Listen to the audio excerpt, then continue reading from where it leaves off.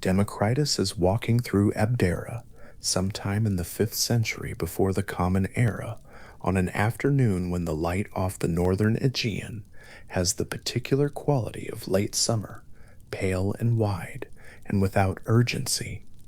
He has just returned from Egypt. His sandals are worn through at the heel, his purse is empty. He carries instead of money a set of observations about geometry that he made beside the Nile, sitting with priests who drew their figures in the river sand each morning before the heat came, and who had been drawing the same figures in the same sand for longer than Abdera had existed as a city. The people of Abdera knew him. They had known him since childhood as the son of a man wealthy enough to have entertained the Persian king's army when it passed through Thrace, a detail that said everything about the scale of the family's original fortune, and by contrast of everything about what Democritus had done with his share of it. He had spent it, not on property or slaves or the kind of civic generosity that bought a man's name onto a public building, but on travel, on time with foreign thinkers, on the slow accumulation of knowledge that could not be weighed or traded or stored anywhere except in the mind carrying it. His brothers, by one account, had received the more practical portions of the estate. Democritus had taken his share in coin and walked out of Abdera with it toward Egypt, and then Persia, and then Babylon, and then back again, returning finally to the city of his birth with empty hands and a mind that had been, by his own account, further than almost any Greek philosopher of his generation had thought to go. Abdera received him the way provincial cities receive their unusual citizens, with a mixture of affection and mild incomprehension. It was not a city the southern Greeks took seriously. Athens, Corinth, Miletus, these were the centers of the intellectual world. Abdera was on the northern coast of the Aegean, considered peripheral by those who considered themselves central, the kind of place that gave rise to jokes about the simplicity of its inhabitants. And yet it was Abdera that produced Democritus, who would eventually be considered one of the most systematic thinkers of the ancient world, a man whose reach across subjects, physics, cosmology, mathematics, ethics, music theory, poetics, the nature of language, was broad enough that later writers struggled to fit it into any single category. He was not a specialist. He was not an apprentice to a single system. He was something older and harder to name, a mind that had looked at the world entire and had something to say about all of it. He was also, by the time he returned from his travels, very nearly broke. This did not seem to distress him. Accounts of his life, gathered and transmitted by Diogenes Laertius several centuries later, suggest a man constitutionally unsuited to distress about money, not from carelessness, but from a settled conviction that the things money acquired were not the things most worth having. He had been willing, by all accounts, to spend what he had. He had simply spent it on something other than what his neighbors might have predicted. The geometry of Egyptian priests, the astronomical knowledge of the Chaldeans in Babylon, the practical wisdom of Persian magi who had their own accounts of what the world was made from and how it behaved. To Democritus, all of this counted as philosophy, not as tourism or curiosity, but as genuine inquiry into the nature of things, carried out by the only reliable method available, going to find what was already known, wherever it had been found. There is something in this that deserves sitting with for a moment. The pre-Socratic philosophers, the thinkers who came before Socrates, redirected Greek philosophy toward questions of the examined human life, were not working within established institutions. There were no academies yet, no formal schools in the sense that would come later. The tradition of seeking rational, rather than mythological explanations for the natural world was perhaps a century old, no more, and it was carried by individuals, each one largely on their own, each one beginning almost from the beginning, working out through argument and observation what kind of thing the world fundamentally was. Democritus belonged to this tradition, and he carried it further than almost anyone before him had. But he did not carry it from a library. He carried it from a lifetime of motion. The question he eventually brought home, the question that would occupy the remaining decades of a very long life, was something like this. Beneath all the change and color and variety of the observable world, what is actually there? What is the world made of, at the level no instrument could reach and no eye could see? What would be left if one subtracted every quality that could vary, every color that depended on light, every texture that depended on touch, every flavor that shifted with the taster's health, and kept only what nothing could remove? This was not an abstract puzzle for Democritus. It was not a game of logic for its own sake. It was the question that experience had pressed upon him, the question that his years of watching the world in all its variety had left him needing to answer. His teacher, Leucippus, had already moved toward an answer. The tradition holds that it was Leucippus, whose life is so poorly documented that the philosopher Epicurus would later deny, controversially, that he had existed at all, who first articulated the twin notions at the heart of what would become the atomic theory. Not Democritus, at least not originally. Leucippus appears to have been the first to argue that the world is made of indivisible units and empty space, that these two things together are sufficient to account for everything that exists. Bolidati, that everything else, every rock and river and living creature, is an arrangement of these two fundamental constituents. Democritus received this framework and did something extraordinary with it. He extended it, deepened it, applied it across every domain he had studied, and produced from it a philosophy so comprehensive that the line between what Leucippus originated and what Democritus invented became, over time, very difficult to draw. What is certain is that Democritus made the system his own.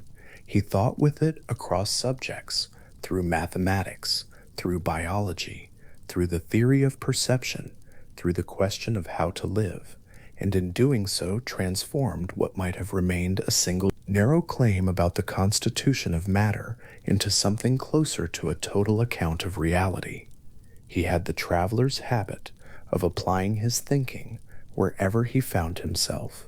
He had the naturalist's patience for the specific before the general, and he had, it seems, a temperament suited to very long questions, the kind of questions that one does not answer in a single sitting, but that one returns to again and again across years and decades, watching them slowly yield their structure.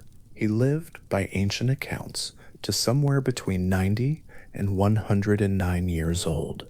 The range in the sources is wide, and ancient writers were not always careful about such numbers. But the persistence of the claim that he lived very long suggests something real behind it.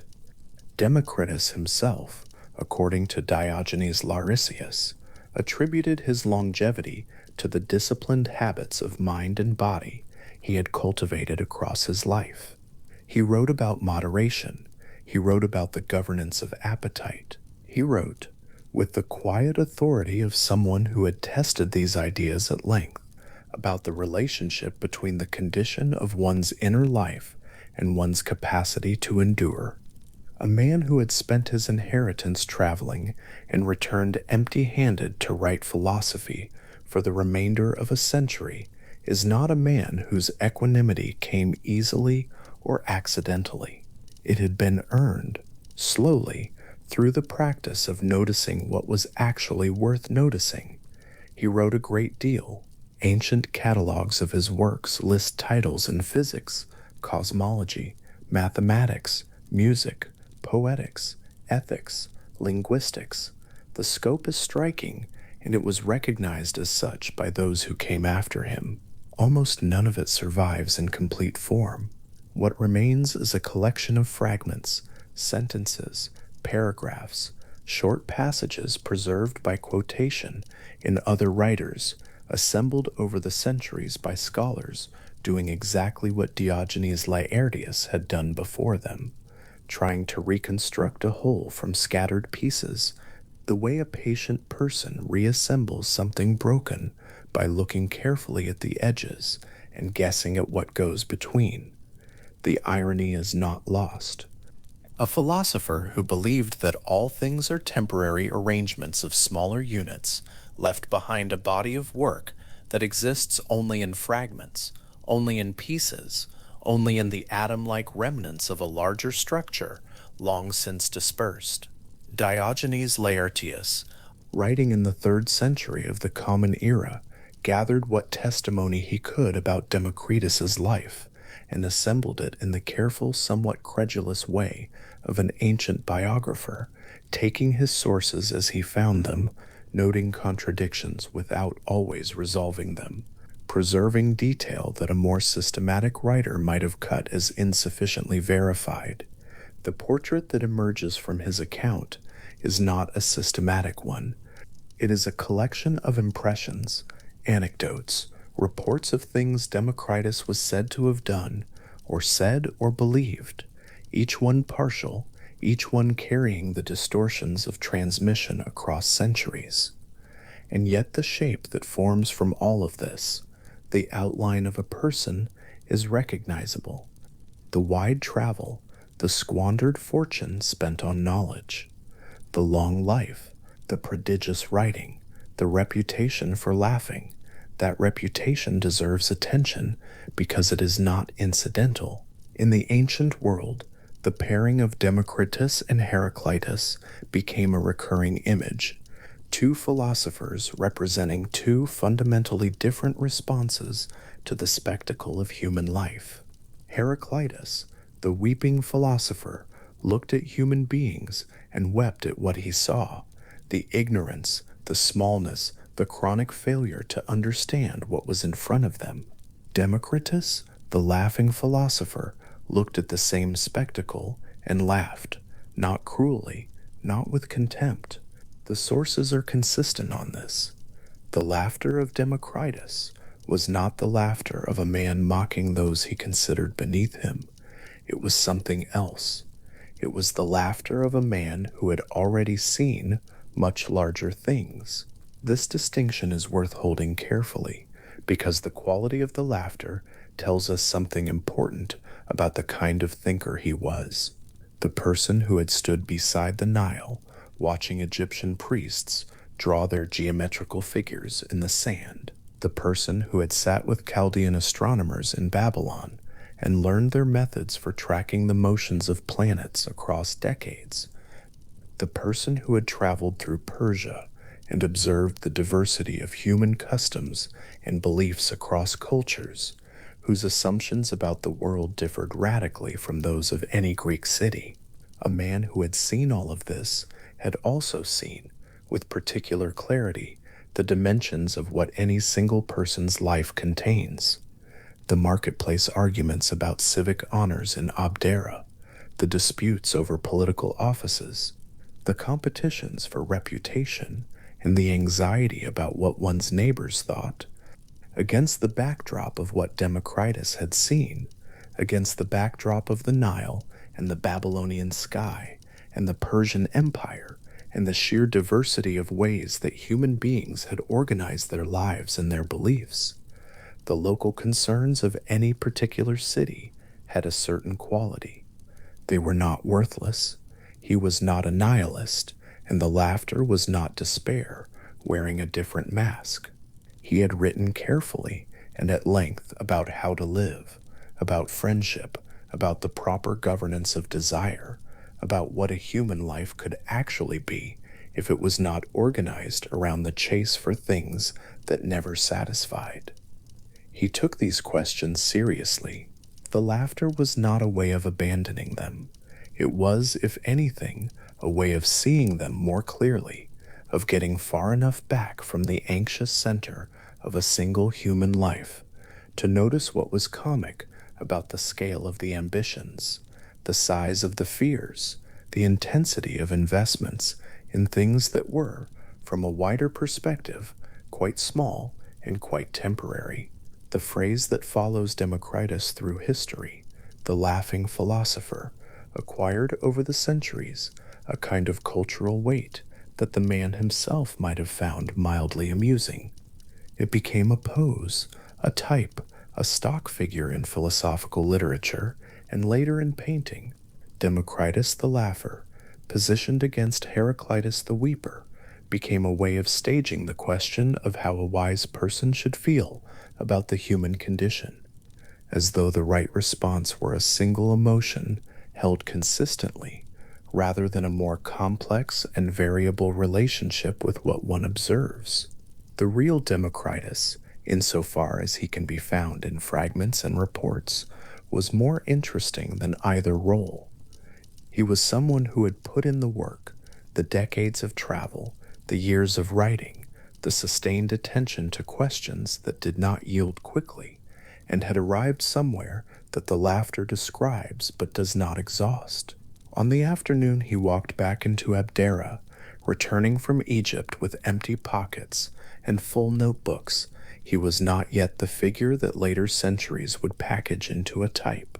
He was a man who had been gone a long time, who had learned things far from home, and who was now walking through a familiar city with the slightly strange feeling that accompanies the return to a known place.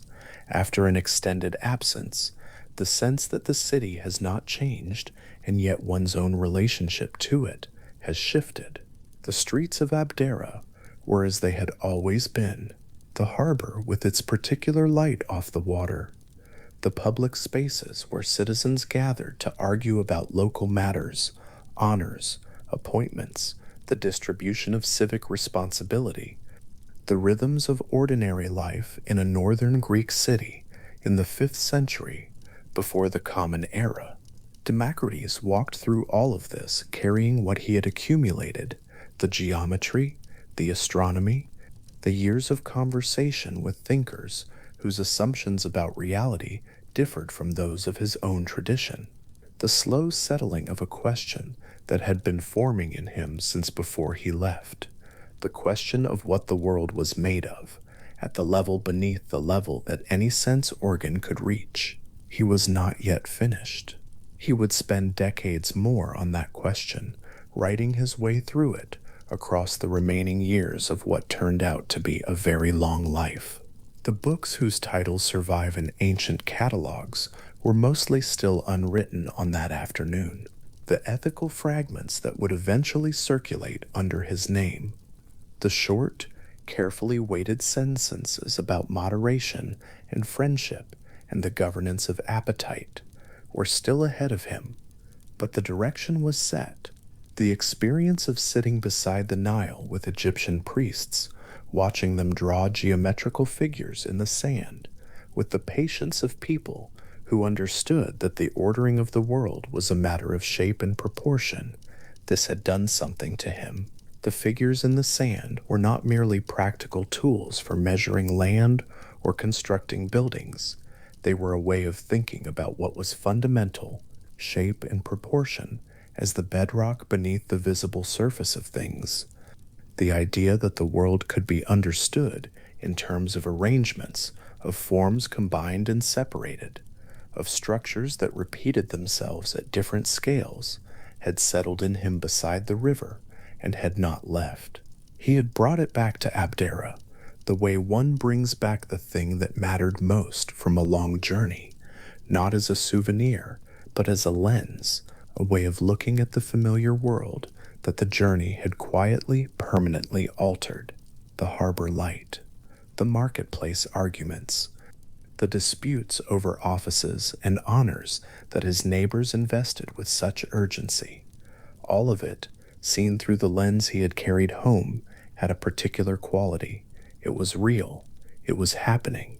It was made of the same stuff as the Nile and the Babylonian sky and the volcanic formations of distant Sicily, and the mathematical patterns the Egyptian priests had been tracing for generations. And it was, from a sufficient distance, briefly and gently comic, in the way that all very intense investments in very local concerns tend to be when seen against something much larger. He did not announce this. He did not walk into the marketplace and deliver a speech about the smallness of civic ambition. That was not his way. His way was to sit with the question for decades, to write it out in careful prose, to follow it through its implications across every domain he had thought about, and to arrive at the end of a very long life at something that looked from the outside like equanimity and felt from the inside probably like a very simple form of clarity. He had seen enough. He had thought enough. He had traveled far enough and returned enough times to know that the things most people argued about with the greatest intensity were not, in the final accounting, the things that most needed arguing about. The laughter was not a conclusion he had reached.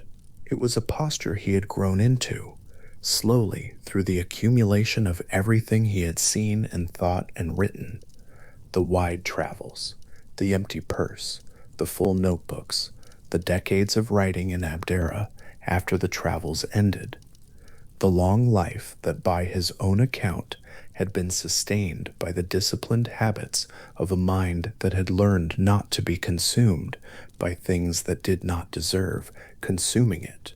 All of this produced, in the end, a person who could stand in a marketplace where his neighbors were arguing over honors and offices and feel, rising through him like something very old and very settled, the quiet recognition that he had already seen much larger things. The laughter, when it came, was not loud. It was not performative. It was the kind of laughter that belongs to a person sitting at the end of a long afternoon, watching something familiar from a distance, that has, over time, become comfortable, not the distance of detachment or indifference, but the distance of genuine perspective, the perspective of a mind that has been to Egypt and Babylon and Persia and back, that has sat beside rivers and under foreign skies, and in rooms where thinkers from entirely different traditions have articulated entirely different accounts of what the world is and how it works, and that has returned from all of this to a small city on the northern Aegean coast, still thinking, still writing, still noticing. The marketplace argument his neighbors were having was about something. He knew that. He was not dismissing them. The concern they felt was real, and the things they cared about were not nothing. He had written carefully, in fragments that would survive him by millennia, about what it meant to care for about the kind of life that held together under its own weight, rather than requiring constant external reinforcement to feel meaningful. He knew that those questions were serious ones, but he had also seen the infinite.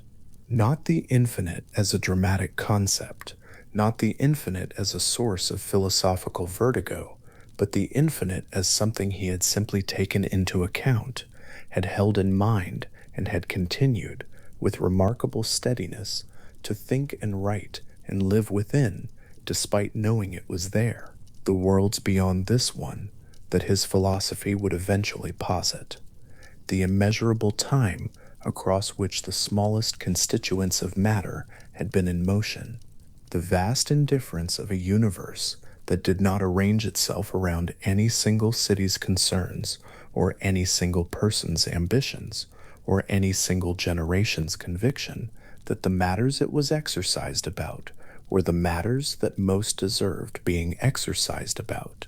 Against that backdrop, held quietly, not dramatically, in the mind of a man who had made his peace with it a long time ago, the marketplace argument had a certain quality that was not quite sadness, and not quite contempt, and not quite joy, but something that partook of all three without quite being any of them, something that the body, in the absence of a better response, expressed as laughter, quiet, settled, the laughter of someone who has already seen much larger things and finds in returning his attention to the small and local and temporary, not disappointment, but a kind of affection, and within the affection, something that could only be described as ease.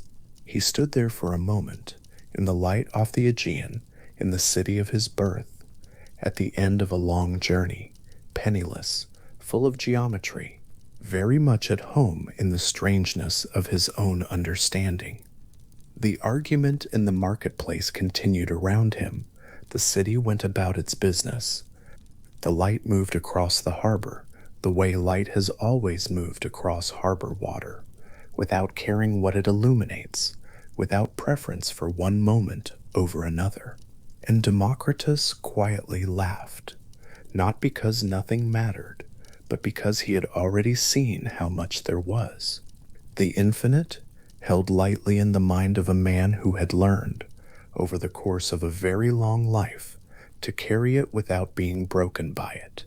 The small and urgent concerns of an ordinary afternoon in a northern Greek city, seen from the vantage point of someone who had also seen the Nile at dawn, and the Babylonian stars, and the clean, irreducible order of geometrical figures drawn in river sand by people who had been drawing them since before anyone's grandfather could remember. The whole world, in all its variety and noise, going on exactly as it always had, and somewhere inside that going on, the quiet, amused recognition of a mind that had looked far enough into the structure of things to know that the loudest and most urgent human concerns are, in the end, temporary arrangements of a much more permanent material. The laughter dissolved into the afternoon. The marketplace continued. The harbor went on receiving the light.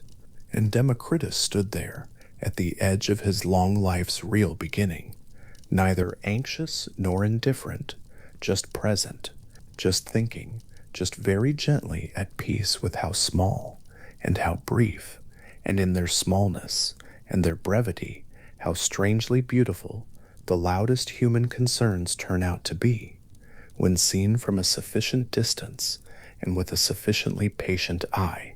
The word asterisk, atomos asterisk, arrived in Democritus's mind, not as a discovery, but as a recognition, the way a word sometimes surfaces for a thing one has known, without language for a long time. Uncuttable. That was what it meant in Greek, and what it pointed toward was something he had been circling for years. The idea that if one were to divide a piece of matter, and divide the pieces again, and continue this division with absolute patience and perfect instruments, one would not arrive at nothing. One would arrive at something that could not be divided further, something that had no interior, something whose existence was so simple that there was nothing inside it to pull it apart. He sat with this for a long time in Abdera, in a room that looked out over nothing in particular, turning the idea slowly in his mind, the way one turns a stone found on a beach, checking its weight, its grain, the flatness of one surface, and the slight irregularity of another. The stone, he thought, is not what it appears to be. The stone appears to be one thing. It appears to be still. It appears to be solid all the way through, continuous from its outermost surface to whatever lies at its very center, with no interruption, no gap, no space between its parts.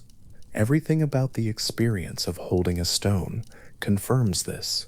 It is heavy, it is cold, it presses against the fingers with a uniformity that feels absolute. And yet Democritus held this experience in one hand, and in the other hand held the simple logical demand that division must have a stopping point, and he found that these two things, held together, produced something new. The stone is not continuous. The stone is at a level too small for any eye to reach, an assembly of pieces that are themselves unassemblable from anything smaller, pieces that are solid, not because they are dense, but because they are genuinely entirely full, possessing no interior space that would allow them to be fractured or worn down or transformed into anything other than what they are. These were atoms, not the modern atom, which can be split and which contains its own interior world of smaller things, but something more absolute than that, something that preceded any scientific experiment and arrived from pure thought alone. Atoms, in the sense that Democritus meant the word, are the final answer to the question of subdivision. They are where the dividing stops. They are as small as anything can be, and they are permanent in a way that nothing composed of them can be. A stone will erode, a tree will rot, a city will crumble, and the crumbled city will slowly dissolve into dust, and the dust will disperse and settle and be carried by water into the sea. Nothing one can see or touch or name will last. But the atoms that constituted the stone, and the tree, and the city, and the dust, those persist. Those have always persisted. There was never a time before them, and there will never be a time after. What gave Democritus the most pause as he developed this picture was not the atoms themselves, but what had to accompany them. If atoms are solid and indestructible and moving through the world, then there must be somewhere for them to move through. There must be space between them. There must be emptiness, genuine, featureless, absolute emptiness, not a substance of any kind, but the sheer absence of substance, the interval between one thing and another in which the one thing can travel until it meets the other. This was the void, and the void presented a philosophical difficulty that Democritus had inherited from those who came before him, because an earlier tradition of Greek thought had argued that non-being could not exist, that to say there is empty space was to say there is something that is nothing, and this was held to be logically incoherent. Democritus held the difficulty steadily and did not blink at it. The void, he said, is real. It is not nothing in the sense of non-existence. It is nothing in the sense of being genuinely empty, a place where no atoms are, a region of pure extension without content. And the void must be real because the world around us is not a single, motionless, undifferentiated mass. The world contains different things in different arrangements, and those things move, and if they move, there must be somewhere to move through. The void is not the enemy of being. The void is the condition that makes the variety and motion of being possible. Without void, the universe would be exactly what certain earlier thinkers had concluded it must be, one seamless, eternal, unchanging whole that could not generate motion because there was nowhere for anything to go. Democritus looked at a universe evidently full of motion and variety and change, and he said then the void is real, because the void is what makes this possible. So, the two great foundations were laid. Atoms, tiny, indestructible, moving, possessing shape and size and solidity, but nothing else, no color of their own, no taste, no warmth or cold, only the pure geometric facts of their surfaces and their arrangement. And void, the open, featureless space through which atoms move, real as a category, even though it contains nothing, present everywhere that atoms are not. Together these two, atoms and void, constituted for Democritus the complete inventory of what exists. Everything else, every object and substance and living thing that one could name, was assembled from these two ingredients, and these two alone. The variety of the world, its richness, its color and texture, and the feel of warm bread in the hand, and the sound of rain on stone, all of this arose from atoms and void in different configurations, at different scales, in different patterns of motion and rest. A stone resting in the hand, consider it again, within it, at the level no eye can reach, Atoms are packed together in a dense and stable lattice, their particular shapes allowing them to interlock in ways that resist separation. They are not still. They have never been still, because motion is not something that happens to atoms, but something atoms simply are. Motion is their permanent condition, not a state they enter and exit. What the hand feels as stillness is the aggregate of countless atoms whose motion within the densely locked structure of the stone is too constrained and too internal to produce any visible displacement.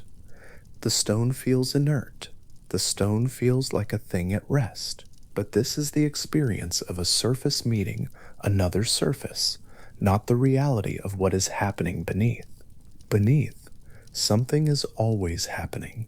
Something has always been happening, without interruption, without a first moment, without any point at which the motion began. This was one of the things that Democritus found most important in the whole account, that motion requires no origin. One of the oldest difficulties in thinking about the universe was the question of how it got started. What set things in motion in the first place? What pushed the first mover? What existed before the beginning? For thinkers who believed the world had been created or set running by some divine intelligence, this was not a difficulty. The answer was simply that the Creator had started things going, and the motion flowed from there. But Democritus had no place in his picture for a creator of this kind, and he did not need one. Atoms move because they have always moved. There was no first moment in which they were still and then began to move. The motion is simply the original condition of things, as fundamental as the atoms themselves, requiring no external initiation and no divine push. The question of what started the universe does not arise in a universe where nothing was ever not started, where motion and atoms arrive together, neither one before the other, neither one requiring the other to be explained. Through the void they travel, these atoms in all directions, at all times, colliding with one another and rebounding, clinging to one another when their shapes allow it, and separating when they do not. The shapes matter enormously. Democritus held that atoms come in an immense variety of forms, some smooth and round, offering little resistance to other atoms and little grip, some jagged and angular, prone to catching on other jagged things, some hooked, curving in ways that allow them to fasten to similar curves on other atoms, some flat and broad, others thin and needle-like, others with complex surfaces that interlock with only certain partners and slide past all others. The variety of shapes is in principle infinite. There is no reason to suppose that the range of atomic forms has a boundary, any more than the atoms themselves have a count, or the void has a limit. From this variety of shapes, the variety of the world follows directly. Water flows because the atoms that constitute water are smooth and round, slipping easily past one another with little resistance, always finding the lowest path because there is nothing in their interaction to hold them in a pile. Iron holds its shape, resists bending, sustains a great weight placed upon it, because the atoms of iron are rough and irregular, locking into one another in configurations that require enormous force to pry apart. The same two-element system, atoms and void, generates both fluidity and rigidity, both the behavior of the river and the behavior of the sword, purely through the difference in atomic shape and the density of atomic packing. Nothing else is needed. No special substance accounts for the hardness of iron beyond the fact that iron's atoms happen to be shaped in a way that makes them grip each other. No special substance accounts for water's flowing beyond the fact that water's atoms happen to be shaped in a way that makes them slip. Fire behaves as it does for related reasons.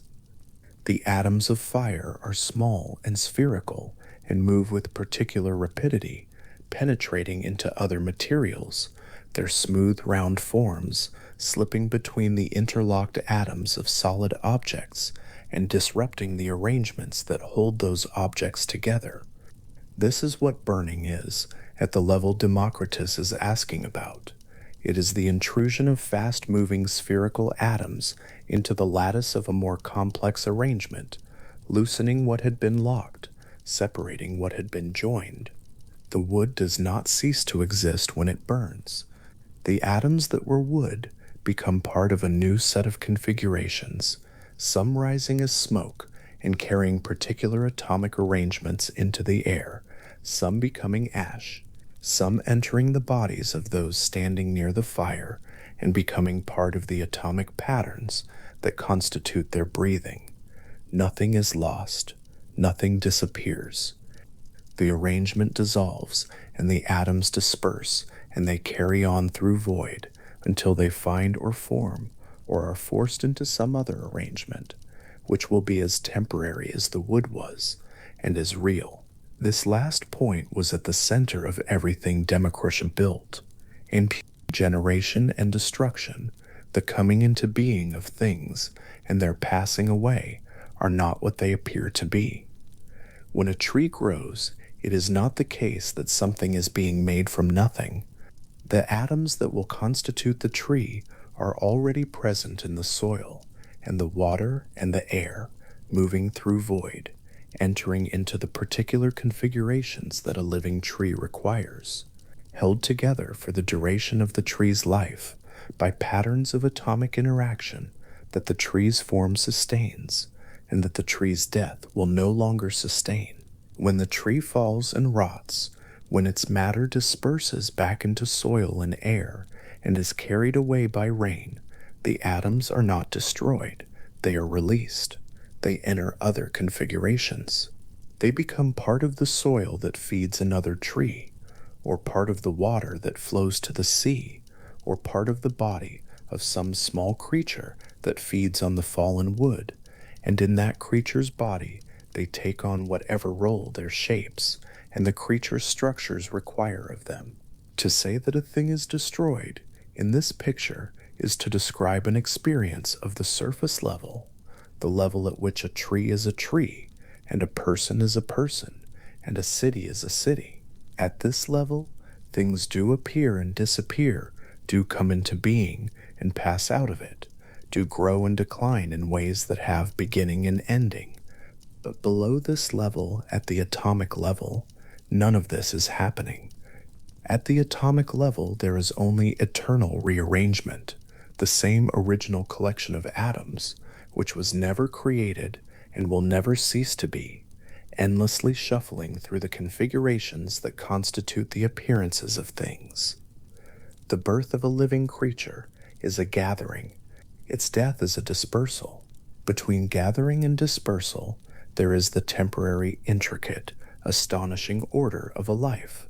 But neither the gathering nor the dispersal creates or destroys anything, and the atoms that are gathered have been in other gatherings before, and will be in other gatherings after, without any of the urgency that makes birth and death feel so absolute, from the surface level where all human attention naturally rests.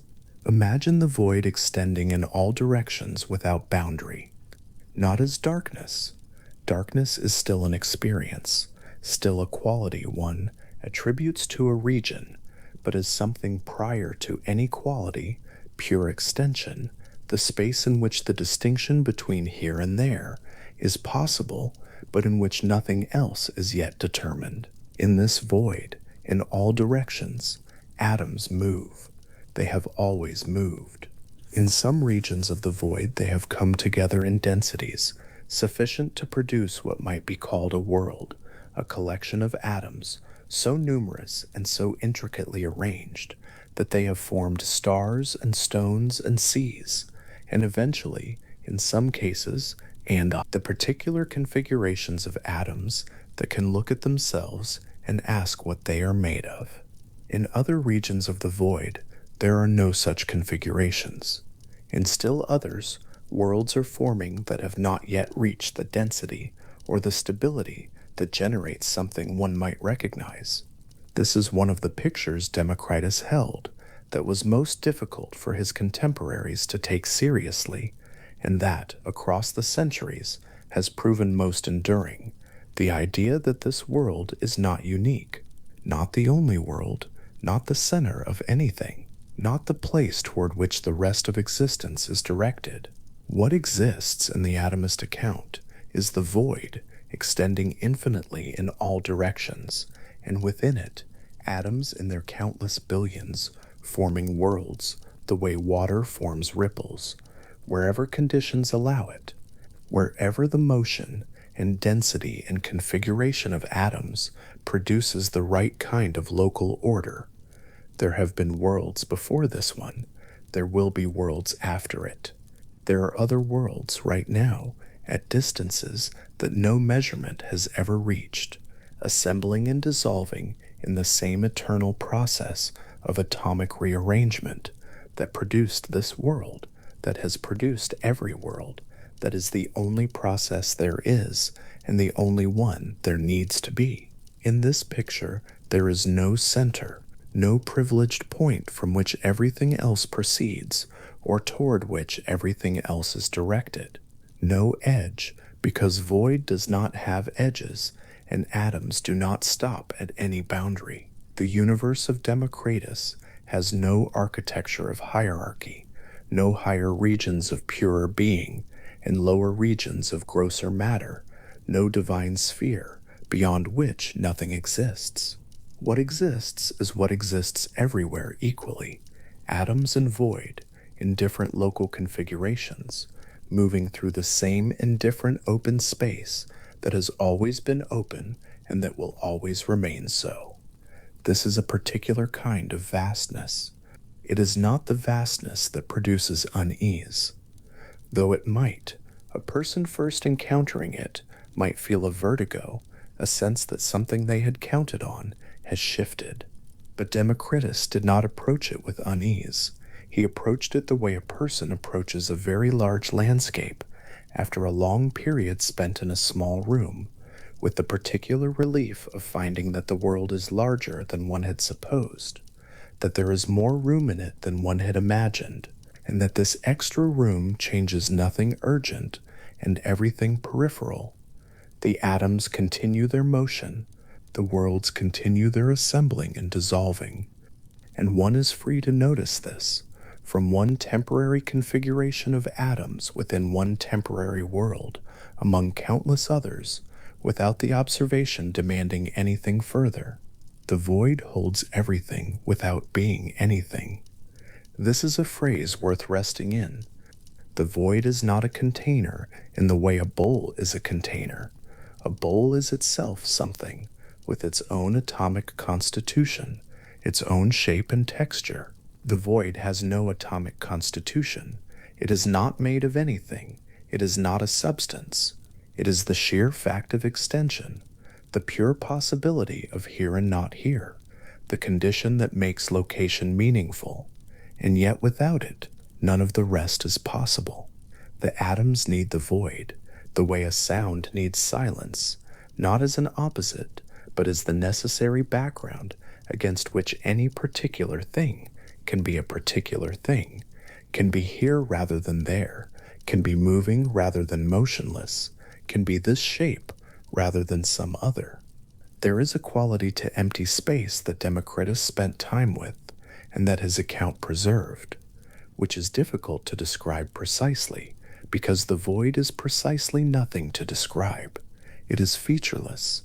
It has no color, because it has no surface to catch light. It has no texture, because it has no surface to press against a hand. It is not cold or dark or silent. Those are experiences, and experience requires atoms constituted in particular ways, meeting the atomic configurations of sense organs in particular ways, and the void is where atoms are not. So what the void is simply this: the room in which the entire history of the universe is happening, unmoved by any of it. Not indifferent. Indifference is a stance, and the void takes no stances. simply there, in the only sense in which pure emptiness can be said to be there. A hook and a smooth sphere drift through this void toward each other. They have been drifting for a long time. In the immensity of the void, two atoms converging on each other are an event so improbable in any given moment that it would be comic if there were any scale from which to observe it. But in a void of infinite extent, full of infinite atoms moving since forever, every possible encounter will occur, and has occurred, and is occurring infinitely many times in infinitely many configurations. The hook and the sphere meet, they catch, they are not bonded in the way that larger things are bonded, by a force, by a substance, by an intention. They are simply shaped in such a way that the motion that brought them together has not given them sufficient reason to separate. They remain in contact, the hook curling around one edge of the sphere, the two atoms constituting the smallest possible compound, not yet anything, not yet a quality or a substance, but the beginning of an accumulation that might, given time and the arrival of other atoms in compatible configurations, become part of something more complex. Given time, the phrase deserves weight. In the atomist universe, time is not scarce. Time, like void, extends in all directions without boundary. There was no first moment, and there will be no last. Within this unlimited time, every possible atomic arrangement not only can occur, but has occurred and will occur over distances and durations that no number adequately conveys. The complexity of a living thing, the astonishing intricacy of a functioning eye, the baroque precision of a brain composed of atoms arranged in patterns of such refinement that they can turn and look at themselves. This complexity is not a miracle in the atomist account. It is a consequence. Given infinite time and infinite atoms moving through infinite void, the configurations that produce such complexity are not improbable. They are inevitable. Not in any individual case, not guaranteed for any particular atom or any particular world, but in aggregate, across the full scope of what has been and is and will be, everything that can arise from atomic arrangement will arise. A smooth round atom sliding past another smooth round atom, they move on, undiverted, each continuing in the direction their previous collisions have sent them.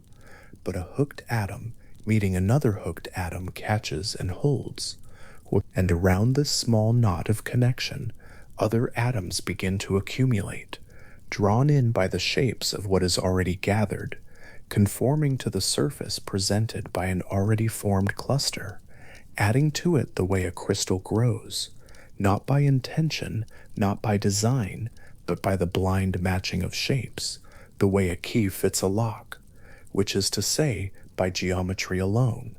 This is the process by which, in the atomist account, everything complex has arisen, not from nothing, not from a plan, but from the cumulative, patient, undirected consequence of shapes meeting shapes in a void that has nowhere to be and no deadline by which anything must be accomplished. The tree, the stone, the coastline, the eye that looks at the coastline, all of them are the result of this process continued long enough and varied enough that structures of extraordinary intricacy become, not unlikely, but simply the natural product of what has always been happening. A breath. Consider what a breath is in this picture. An inhalation is a drawing in of atoms, some configured as the components of air, others present in smaller concentrations, all of them moving through the void of the nose and throat and into the larger void of the lungs, where they encounter the atomic structures of lung tissue and are absorbed into the blood and carried through the body's pathways to the parts that need them.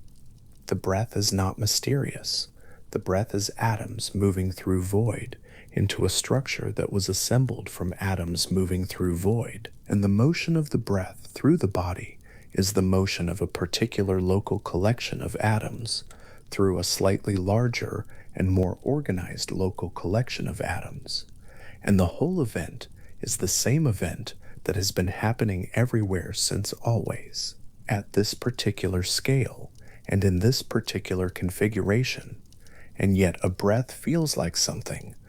It feels like the most ordinary miracle available, the simple, recurring fact of being alive, of the body continuing its work without being asked to, of air moving in and out while something watches that has no name but is clearly present. What it is that watches, the question of mind, of consciousness, of the part of the person that seems to stand slightly apart from the breath, and notice it. This too, in Democritus's account, is atoms. Mind is not something other than matter. The soul is not imported from a different kind of substance. The thinking, noticing, remembering, planning part of a person is constituted from atoms of a particular kind, fine, smooth, spherical, highly mobile atoms, the kind that constitute fire, the kind that penetrate most easily through other atomic structures and can carry information about configurations they have passed through. These atoms are distributed throughout the body, but concentrated in certain regions. They constitute what a person calls their inner life. And when the body dies, when the arrangements that kept these atoms in their functional configurations dissolves, these atoms disperse into the void along with all the others, taking their motion with them, no longer organized in a way that produces noticing or naming or memory, but still atoms, still moving, still present in the only world that contains anything. This is the picture entire, or as entire as it was in Democritus's working of it. Atoms and void, shapes and arrangements, motion that has no beginning, worlds that assemble and dissolve. A universe that goes on forever in all directions, neither created nor directed, neither purposeful nor hostile, simply present and active, and indifferent to the various configurations within it, in the way that the ocean is indifferent to the shape of any particular wave. The wave is real. The wave rises and holds its shape for a moment, and is visible and even grand for a moment, before it dissolves back into the water that was never divided from it in the first place. And the ocean continues. What Democritus found in this picture, and what he returned to across a long life of thinking it through and writing it down, was not emptiness, but stability. Not the stability of something fixed and permanent in the human sense, a god, a soul, a meaning that persists, but the stability of something that does not stop. The atoms do not stop. The void does not close. The rearrangement continues without pause, producing in its continuity a kind of permanence that is deeper than the permanence of any individual thing, because it is the permanence of the process itself, the eternal, unhurried motion through open space that has never not been happening, and that carries within it, as the sea carries a wave, every temporary arrangement of matter that has ever constituted something, anything that was briefly here, the same original atoms. This thought has a particular quality when one holds it long enough. Every atom that is moving through void right now has always been moving through void. It has been part of other things. It has been part of stones that no longer exist as stones, and seas that have dried, and living things whose names are lost. It carries no memory of any of this. It is an atom, featureless except for its shape, incapable of memory, incapable of preference, incapable of anything except moving and colliding, and sometimes, for a while, remaining in contact with another atom whose shape it matches. And yet the thought that this particular atom, this particular uncuttable unit of matter, has been present in the universe since before any of the objects one could name, that it has been here the whole time, unremarkable and permanent, has something in it that the mind can rest on, the way a hand rests on a table, feeling the solidity of something that is simply there and requires nothing of the feeling. In the void, the atoms continue. The configurations that constitute the world around any given observer are the same configurations they were a moment ago, and slightly different, and will be slightly different again. The rearrangement is too slow, at the scale of a human lifetime, to be visible in anything except the large events, the birth and death of things, the growth and erosion and dissolution of larger structures. In any given hour, in any given room, in any given breath, the atoms are doing what they have always done, moving through void, meeting other atoms, holding for a while, then separating, carrying forward the motion that has carried them through everything they have ever been part of, and that will carry them forward through everything they will ever be part of, without any of these transitions requiring that they become anything other than what they are. Nothing truly lost, nothing truly made, only the endless, patient, absolutely reliable continuation of the one process that was never started because it was always already underway, atoms moving through void, the original condition of things, which has never needed anything to sustain it, which will never need anything to sustain it, which goes on in the same steady, unhurried motion, whether or not any temporary configuration of atoms is present to observe it, and whether or not that observation amounts to anything, and what that observation amounts to, if anything, is a question that the atoms themselves do not ask, and the void does not hold.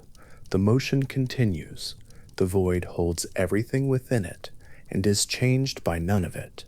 And somewhere in the immensity of this picture, within one of the innumerable worlds assembling and dissolving across the infinite reach of the void, atoms configured into the particular pattern that produces a person lying in the dark are continuing their motion, the same motion they have always been in, the same motion they will always be in, while the arrangements that produce wakefulness slowly, gently shift into the arrangements that produce something else, something quieter, something that requires nothing of itself, the way atoms require nothing except to continue being atoms, moving through open space that has no end and has never had a beginning. Parmenides was in Ella, sitting with a student in the cool of a late afternoon, and he was pressing a claim that had the quality of a closed door. Not a locked door, not a barricaded one, simply a door that had been shut by logic itself, gently, with the quiet finality of an argument that had followed its own steps to the end and found nowhere else to go. The student had asked about change, about motion, about the ordinary spectacle of a world in which things come into being and pass away, and Parmenides had answered by asking a question in return. Where does a thing come from when it comes into being? Either it comes from something that already exists, in which case it was already there and nothing new has been made, or it comes from nothing, from non-being, and non-being, Parmenides said, with the calm precision of someone who believed the logic was simply doing what logic does, cannot exist.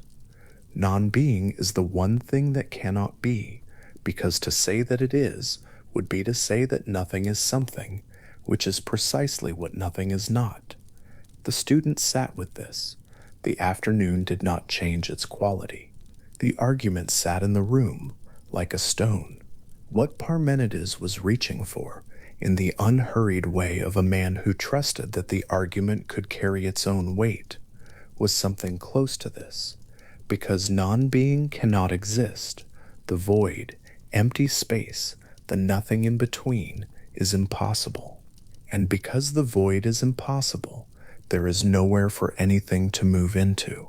And because there is nowhere to move into, motion itself is impossible. Not difficult, not rare, not unusual, Impossible, the world of change, the world that every person in every city in Greece experienced, from the moment of waking to the moment of sleep, the world of seasons and growth and decay and the slow erosion of coastlines. That world was, by this logic, an illusion, not a partial illusion, not a dream from which one might partly wake, a complete and systematic illusion produced by the unreliable deliverances of the senses, which feel motion and see change and report back faithfully on neither. What truly exists, Parmenides held, is one eternal, motionless, indivisible, and perfect in the way that only something that cannot change can be perfect, because change, if it were real, would mean that what is becomes what it is not, and what is not cannot be. The student left without having answered this. Most people who encountered the argument left without answering it. It was not the kind of argument one answered in an afternoon, or even in a lifetime of afternoons. What it did instead was create a condition, a philosophical pressure, that everyone who thought carefully about the natural world had to work under from that point forward. Either you accepted that change and motion were impossible, which meant explaining away the entire contents of ordinary experience, or you found a way to show that change and motion were consistent with the demand that nothing can arise from nothing, and nothing that truly is can cease to be. Those were the two paths, and neither was comfortable, and the problem sat at the center of Greek natural philosophy for decades like a question that refuses to stop being a question. Heraclitus had approached it from the other direction entirely. He was from Ephesus across the Aegean, and he had the temperament, so the ancient accounts suggest, of a man who found the refusal to look directly at difficulty, not philosophical caution, but a form of cowardice. Where Parmenides pressed toward stillness and oneness and the impossibility of change, Heraclitus pressed toward change as the fundamental truth, the thing beneath all other things, the condition that cannot itself be changed away. He described the underlying reality of the universe as fire, not fire in the ordinary sense, not the fire of a hearth, but a living, self-consuming, self-renewing process whose governing principle was a rational order he called the Logos. Things do not merely change. For Heraclitus, change is what things are. The river that appears to flow is not a thing that happens to be flowing. The flowing is the river, and to step into the same river twice is to misunderstand what a river is, because the water has moved, the riverbed has shifted, and the person standing at the bank is not quite the same person who stood there before, having already been changed by the time that has passed, which cannot be recovered, and which does not wish to be. The image of the river was not an ornament for Heraclitus, it was the argument. If you stand at the bank long enough, watching the water come and go, the water that was here a moment ago already downstream and gone, you arrive at a question about what the river actually is. The name stays. The shape stays. Roughly, the curve of the bank, the width between one side and the other. But the water, which seems to be the river's substance, is always different water, always already moving on. And what stays is not a thing at all, but a pattern maintained within relentless transformation, an identity that consists not in sameness of material, but in consistency of form through constant change. This is not, for Heraclitus, a consolation. This is simply what the world is. The world is the river. Every individual thing in it, stone, flame, person, city, is what it is not, despite its changing, but by virtue of its changing, the way a river is a river, by virtue of its flowing, and would cease to be a river the moment the water stopped. These two positions, Parmenides insisting that change is impossible, Heraclitus insisting that change is everything, did not resolve themselves by being considered together. What they did was define the edge of a problem that the natural philosophers who came after them could not step around. Something real had to be both permanent enough to satisfy the Parmenidean demand that existence cannot arise from non-existence, and dynamic enough to explain the Heraclitus observation that the world of experience is a world of constant, unresting transformation. The question was not which philosopher was right. The question was where you put the permanence and where you put the change, and how you kept both without letting either one consume the other. Empedocles, working in Sicily, had arrived at an answer that was elegant in its architecture. He was a figure of considerable strangeness. There are accounts of him walking through Sicilian cities dressed in purple and gold and bronze sandals, announcing himself as something beyond an ordinary mortal, which might have been performance, or might have been the genuine conviction of a man who had thought long enough about the nature of things that ordinary social categories had lost some of their hold on him. What he proposed, walking among the volcanic formations of Sicily and watching the way fire and rock and sea and air interacted in the landscape around him, was that the universe is composed of four eternal, indestructible elements: earth, water, fire, and air, each of them permanent and unchanging in the Parmenidean sense, immune to creation or destruction, each of them always having been there and always to remain. No element comes from non-being. No element dissolves into non-being. They were there at the beginning, which had no beginning, and they will be there at the end, which will have no end. What accounts for the diversity of the world, the difference between a bone and a flame, and a wave and a root, is not the elements themselves, but the proportions in which they combine.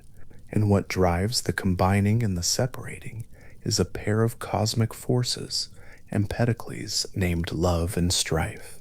Love draws unlike things together, strife drives them apart. In the long alternation of their dominance, worlds form and dissolve and form again, each world a particular configuration of elements drawn together by love into temporary compounds, then pulled apart again by strife, then gathered again into new forms. A bone is earth, and fire and water in a specific ratio. A flame is another configuration. The elements that make up a bone will eventually become something else, not because the elements themselves have changed, but because the forces that hold them in that proportion have loosened, and something new has drawn them into a different arrangement. Permanence at the elemental level, change at the level of compounds. The architecture was sound, and it satisfied, at least in its broad outline, the philosophical conditions that both Parmenides and Heraclitus had established. But Empedocles had left a question that his four-element account could not quite answer.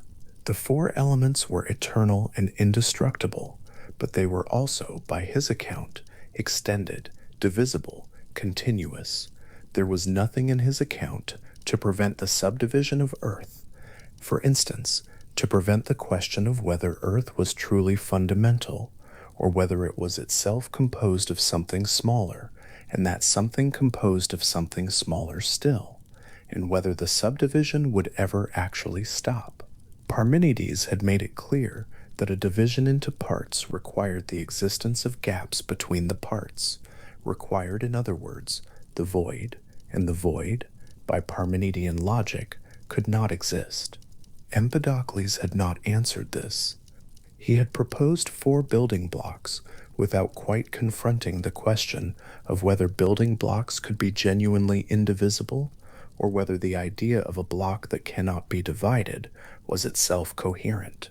This is where Zeno had entered the problem, from an angle no one had expected. Zeno was from Elea, a student of Parmenides, and his gifts ran not to the construction of positive theories, but to the detection of hidden absurdities in positions that seemed obviously true. His method was the reductio: follow the assumption to its consequences and see where the consequences lead. He drew a line. He divided it into two halves. He divided one of those halves into two halves again, and one of those into two halves, and he asked, with the quiet precision of someone who was not asking rhetorically, but was genuinely interested in the answer, when this subdivision would stop. Not when you would decide to stop subdividing, which is a question about patience and boredom and the limits of your pen, but when the subdivision itself would reach a point where it was no longer physically possible, where the line itself could offer no further division because there was nothing further to divide. Achilles, the fleetest runner in Greece, is racing a tortoise given a head start. Before Achilles can overtake the tortoise, he must first reach the point where the tortoise started. But by the time he reaches that point, the tortoise has moved on. Before he can reach the tortoise's new position, the tortoise has moved again. Before he can close the new gap, a newer gap has opened. The gaps are getting smaller, yes, but there are infinitely many of them, and each one must be traversed before the next can even be attempted. How does Achilles ever get there? Experience says he does. He runs past the tortoise effortlessly. But the logic of infinite subdivision says he should not be able to begin the closing of the distance, let alone complete it. Experience and logic had arrived at incompatible answers, and Zeno presented this not as a puzzle to be enjoyed, but as evidence that the notion of continuous space, space that can always be further divided, led to absurdity. The arrow at rest was simpler, and in some ways more disturbing. An arrow in flight, at any single instant of time, occupies a definite space. It is exactly where it is. It is not also slightly to the left or slightly to the right. At any given instant, it simply occupies the space it occupies, and that is all there is to say about it at that instant. But something that occupies a space exactly is not moving. Motion, by definition, requires being in a different place at a different time. It requires the passage of time and the traversal of distance. At any single instant, no time passes, no distance is covered. The arrow is exactly where it is, and nowhere else. If you add up an infinite number of instants in each of which nothing moves, you do not arrive at motion, you arrive at more stillness. The flight of the arrow, examined with sufficient care, dissolves into an infinite sequence of momentary non-events, none of them containing motion, all of them adding up to, on Zeno's account, nothing that is genuinely in motion at all. Zeno was not arguing that arrows do not fly. He was arguing that the concept of continuous space and time, when pressed with sufficient logical care, produces paradoxes that cannot be resolved without recourse to the void, the genuine gap between things, the real discontinuity, and the void had been shown to be impossible. He was, in effect, pressing the Parmenidean position with sharpened tools. If you want to account for motion, you need gaps. If gaps exist, you need the void. If the void exists, non-being exists, and non-being cannot exist. The door was not merely closed. It was, by Zeno's lights, locked from the inside. The problem sat there in the 5th century BCE, like a persistent weather condition, not the dramatic storm of an obvious crisis, but the low pressure of a difficulty that would not lift, that changed the quality of every philosophical day spent working in it. Anyone who wanted to explain the natural world was working in this pressure. Anyone who wanted to give an account of why there are many things rather than one, why things change, why motion occurs, they were working with Parmenides and Zeno in the room, their arguments still unanswered, still setting the terms. Leucippus had seen a way through that no one before him had taken seriously. The evidence for exactly who Leucippus was and what he argued has not survived in the kind of detail that would let one simply read his thought from his own words.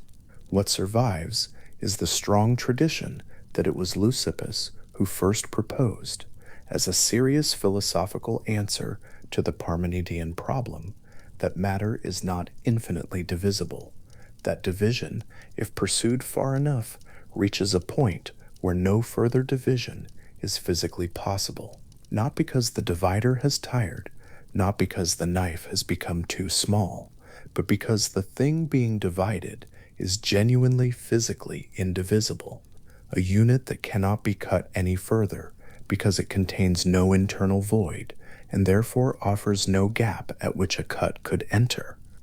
The Greek word for this, uncuttable, is atomos. The void, Leucippus argued, does exist, not as non-being, but as a different kind of being, genuinely empty, featureless space that is real in its own way, real enough to hold atoms, real enough for atoms to move through. Parmenides had assumed that being and non-being were the only two categories available. Leucippus was carving out a third, space that is neither a thing in the ordinary sense, nor absolute nothing, but the necessary ground in which things can exist and separate and move.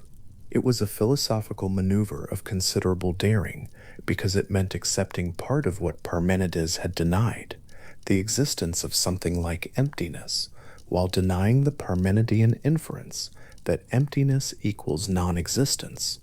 The void is not nothing. The void is empty space, and empty space is exactly what motion requires. The atoms themselves satisfy the Parmenidean demand in a different way. Each atom is indivisible, and therefore indestructible, and therefore permanent. No atom can be created from non-being, because atoms are never created, they have always existed, an infinite number of them in infinite variety. No atom can be destroyed into non-being, because atoms cannot be divided, and the dividing is what destruction requires. The Parmenidean permanence is preserved at the atomic level. What Parmenides was right about applies to atoms. What Parmenides was wrong about is the inference that because the fundamental units are permanent, the whole of reality must be a single motionless, undivided block. That inference depended on the impossibility of the void, and the void, Leucippus and then Democritus argued, is not impossible. It simply requires a philosophical category that Parmenides had not made room for. Democritus received this framework and extended it, worked it, pressed it against the difficulties Zeno had raised, and found that the atoms answered Zeno in a direct and specific way. Zeno's paradoxes depend on the assumption that space is infinitely divisible, that between any 2 points there is always another point, and between that point and either of the 2 original points there is always yet another, without end. This infinite divisibility is what generates the infinite series that Achilles cannot complete, what produces the infinitely many positions at which the arrow is momentarily at rest. If space is infinitely divisible, then any finite distance contains infinitely many subdistances, and the logical problem of traversing them is real. But if matter, and by extension the space that matter occupies, is not infinitely divisible, if there are genuine smallest units that cannot be further divided, then the infinite regress of subdivision stops at a physical floor. Achilles closes on the tortoise because space is not, at the atomic level, a continuous medium offering infinitely many further divisions. At some point, the space is either occupied by an atom or it is void, and neither of those units offers further subdivision. The gap between Achilles and the tortoise is real, but it is not infinite. It is finite, and a finite gap can be traversed. This is not a proof in the sense that a mathematician would want a proof. Democritus was not working in the mode of demonstration that later tradition would associate with Euclid. He was working at the level of philosophical argument, of finding the account that resolves the tensions, that makes the competing demands of permanence and change both satisfiable, that allows motion to be real without requiring non-being to exist. And the account he found was this: at the smallest level of physical reality, there are permanent, indivisible units of matter moving through genuinely empty space. The permanence is real and satisfies Parmenides. The motion is real and satisfies the evidence of the senses. The diversity of things, the variety of compounds, the difference between a stone and a river and a cloud is real and satisfies the Heraclitean observation that the world of experience is a world of relentless transformation. None of the earlier problems are ignored. None of the earlier solutions are simply discarded. What Democritus had found was not a refutation of what came before, but a position beneath the competing positions, a level at which each of them was right about something and wrong about the level at which they were right about it. Parmenides was right that the fundamental substrate of reality is permanent and indivisible. He was wrong to conclude that this meant the whole of reality was a single motionless mass. Heraclitus was right that change is constant and that the world of experience is genuinely in flux. He was wrong, or rather, he had not gone far enough to see that the change is always at the level of compounds, never at the level of the atoms themselves, which simply rearrange while remaining what they have always been. Empedocles was right that a finite set of permanent units underlies the diversity of compound things. He was wrong to leave those units extended and continuous, which left the regress problem unanswered. Zeno was right that infinite divisibility leads to paradox. What he had not anticipated was that an account built on genuine physical indivisibility could sidestep the paradox, not by answering it within the framework of infinite divisibility, but by stepping outside that framework entirely. Each of those earlier thinkers had been working with a piece of the problem. Democritus was not the first to see that the pieces were related, but he was the one who arranged them in a way that gave each piece the right amount of weight: permanence at the atomic level, change at the compound level, void as the real but featureless space that motion requires, atoms as the indestructible units that change never reaches. The solution had the quality of a good architectural design, not the imposing drama of a building that announces its own complexity, but the quieter satisfaction of one whose parts bear weight exactly as needed, no element unnecessary, no wall doing more than its share. What is worth staying with in the slow hours of thinking through these competing accounts is how each of these philosophers was responding to something genuinely observed. Parmenides had noticed that the senses are unreliable and that logical analysis of the concept of change reveals a genuine problem. If things can come to be from what they were not, then non-being has some kind of power over being, and that is a strange result. Heraclitus had noticed that the world shows no sign of the stillness Parmenides demanded, that everything around him was in motion and transformation, and that even the things that appeared most solid were maintaining their solidity, not by being unchanging, but by being in a process of constant exchange with their surroundings. Empedocles had noticed that if you want both permanence and diversity, you need multiple kinds of permanent units, and some account of how they combine. Zeno had noticed that the ordinary assumption of infinitely divisible space leads somewhere uncomfortable. Each observation was real. Each philosophical pressure was genuine. None of them was simply wrong in the way that a calculation error is wrong. Each of them had seen something, and the philosophy that Democritus built had to make room for all of it. There is something to rest in that picture. Not the picture of philosophy as a series of corrections, later thinkers fixing the mistakes of earlier ones, the tradition gradually approaching some final accuracy. The picture is slower and quieter than that. It is more like a very long conversation in which different voices are attending to different aspects of a thing, too large to be seen all at once, and in which each voice, by pressing its own observation as far as it will go, defines the shape of what the other voices must account for. Parmenides, pressing toward permanence, defined the minimum that Heraclitus had to satisfy.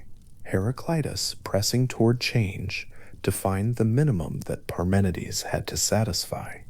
Empedocles, trying to satisfy both, exposed the limitation of a solution that did not go far enough into the question of divisibility. Zeno, pressing on divisibility, pointed precisely at the floor, where Democritus would eventually place the atoms. The conversation moved not toward a conclusion, but toward a place where the full difficulty of the problem had been mapped, and from that mapped difficulty, a particular kind of solution became visible that might not have been visible without all of it. Democritus had sat with these voices, not as a student reviewing a curriculum, though he was that too, but as someone who found the tensions between them genuinely interesting in the way that real tensions between honest observations are interesting, not frustrating, not an obstacle, but the actual shape of the problem, the thing itself. His teacher Leucippus had pointed toward the atoms and the void. Democritus extended that pointing into a comprehensive account of the physical world, and what made that account feel like an answer, not a final answer, not the last word, but an answer of genuine philosophical weight, was precisely the fact that it had been arrived at by taking all the pressures seriously, letting none of them be ignored, finding the level at which each of them was satisfied. In the late afternoon in Abdera, with the light coming off the Aegean, in the way that light comes off water, when the sun is still high, but already turning, Democritus might have sat with exactly this, with the quality of a problem that had been real and difficult, and was now not solved, but held, not in the sense of being contained or suppressed, but in the sense that two hands can hold a stone they could not make and could not destroy, but can carry, can feel the weight of, can understand something about through the sustained attention of contact. He had arrived at a picture of the world in which change and permanence were not opponents, but occupants of different floors of the same building. What moved was atoms through void. What changed was the configuration of their arrangements. What remained was everything that was most real, the atoms themselves, in their infinite number, in their unceasing motion, in their indifference to whether any particular compound lasted a year or a century or never formed at all. There is a particular quality of rest available to a mind that has genuinely held two things at once and found the level at which both can be true. Not the rest of having closed a question, but the rest of having found the architecture in which the question sits without strain, each wall bearing what it was made to bear, each opening leading where it needs to lead, the whole thing standing, not because everything has been answered, but because nothing is out of place. What Parmenides needed is here. What Heraclitus needed is here. What Zeno needed is here. At the atomic level, permanence. At the level of compounds, change. In the void, the space that motion requires. In the atoms, the floor at which subdivision ends and paradox dissolves.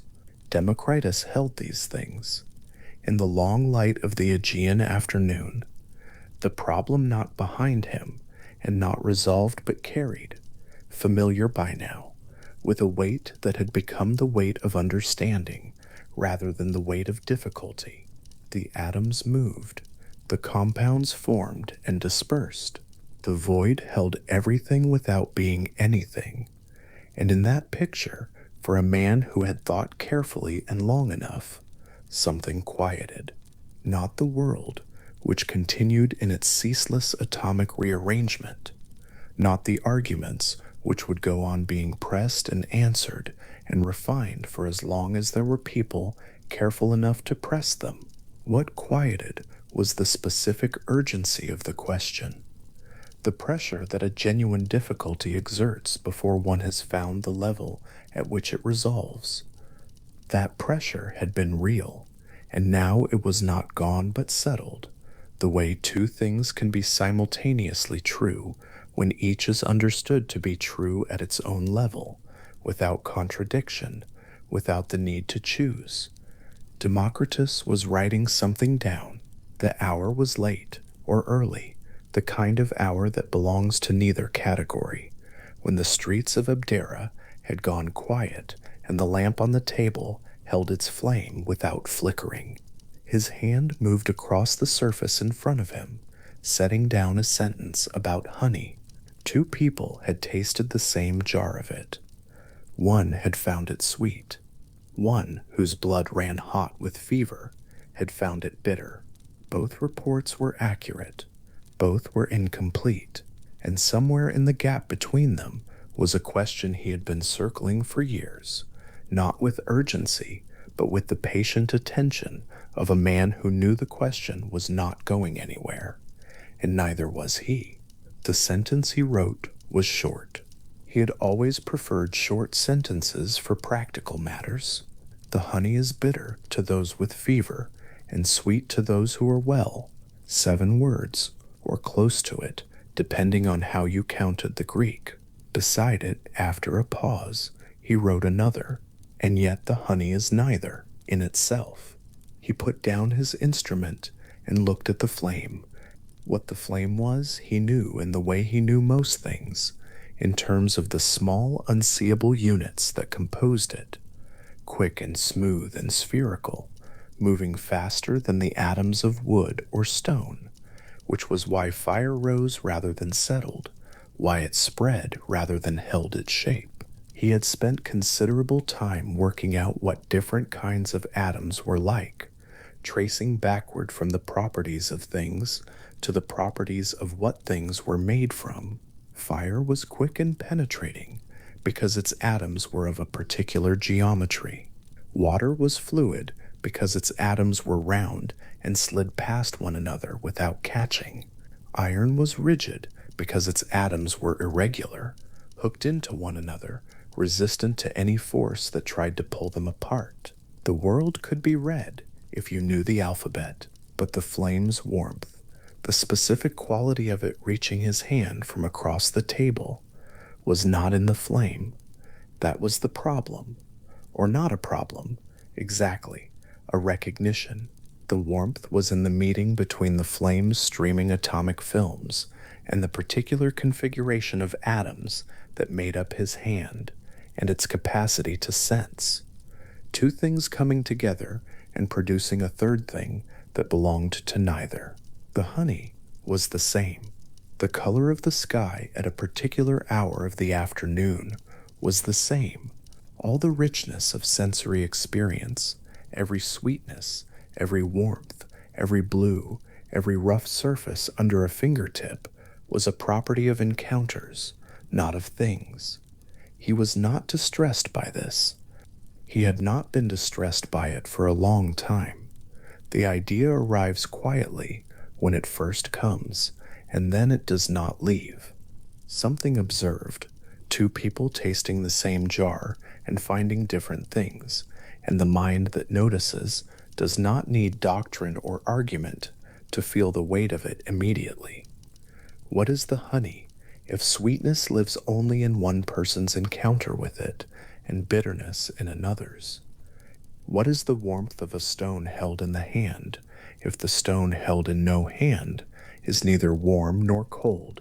The questions are available to anyone who pays the right kind of attention, which is a slow and unglamorous kind, the kind that involves watching ordinary things, until they stop looking quite as ordinary as they did a moment before.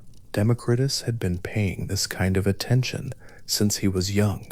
He had paid it in Abdera and along the coast of the Aegean, and in the long months he spent in Egypt among people who had been paying attention to geometry and the movement of stars for longer than any Greek tradition could claim. He had paid it in conversation and in silence and in the kind of sustained solitude that a man accumulates when he has spent his inherited fortune on travel and comes home with nothing but what he has learned. Attention, sustained long enough, becomes a habit of mind. The habit, practiced long enough, becomes a way of standing in relation to the world, close enough to see clearly, far enough back to see whole. What he had come to through that attention was a distinction. Not all knowledge was the same kind. Not all reports of the world had equal standing. There was a way of knowing that came through the eyes and the ears and the skin, vivid, immediate, full of color and taste and texture and warmth. And there was another way, quieter and less vivid, that the mind could practice when it looked past what the senses delivered toward what the senses could not, on their own reach. He had a word for the first kind. He called it bastard knowledge. The word was not cruel. It was honest. The senses were not lying. They were simply reporting something other than what they appeared to be reporting. A man walking along a beach watches the water change color as the light shifts across the afternoon. At noon, the water is one shade. An hour later, it is another. By evening, it is something different again.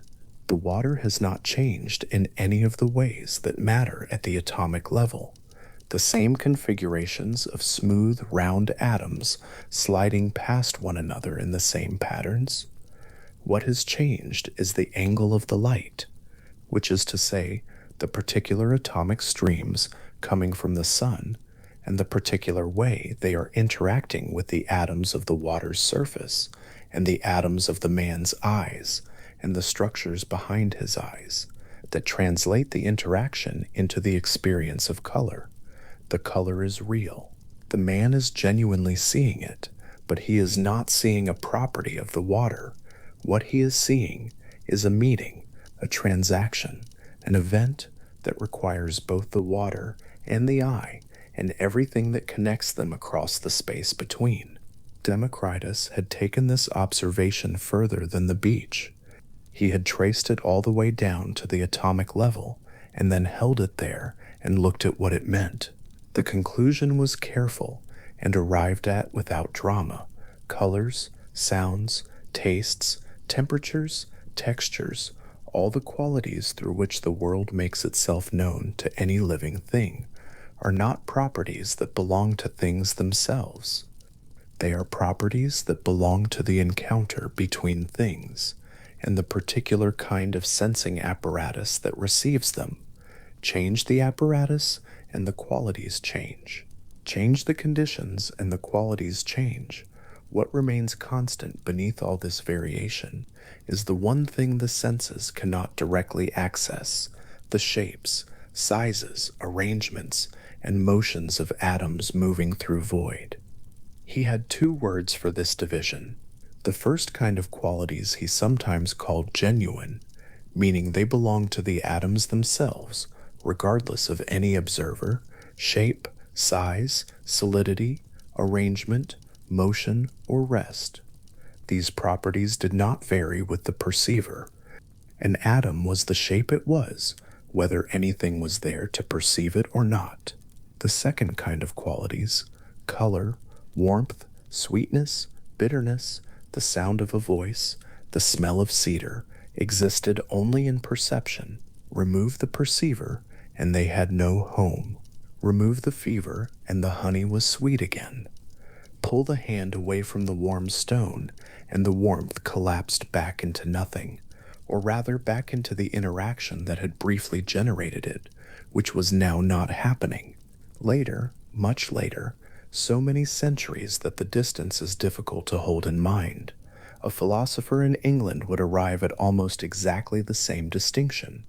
He would call them primary qualities and secondary qualities. The primary qualities would be the ones that objects genuinely possess: shape, size, solidity, number, motion. The secondary qualities would be the ones that exist only in experience: color, taste, smell, sound, heat. The argument he made would be taken as a significant advance in the understanding of perception. It was. It was also 2,000 years old by the time he made it, which is not a criticism of his argument, but a reflection on how durable the observation is, and how long it takes for even durable observations to be fully absorbed. Democritus in Abdera, lamp burning in the late hour, had already been there. The question that followed from this distinction was the one that gave him pause, not uncertainty, exactly, pause.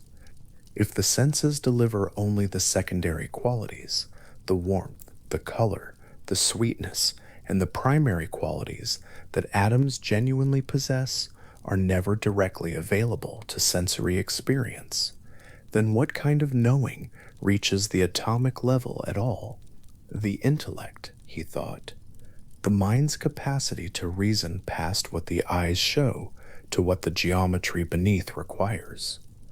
Not the eye following light across the water's surface, but the mind asking what kind of constituent units would have to exist, and in what arrangements to produce all the different surfaces and colors and temperatures that experience contains, working backward from the variety of sensory appearances to the relatively small set of atomic properties that could generate them all. This was genuine knowledge as he understood it. Not the vivid, unreliable reports of the senses, but the austere, careful conclusions of reasoning applied to the question of what the world must be made of in order to produce all of its appearances. The intellect had access to something the senses did not, or so he held.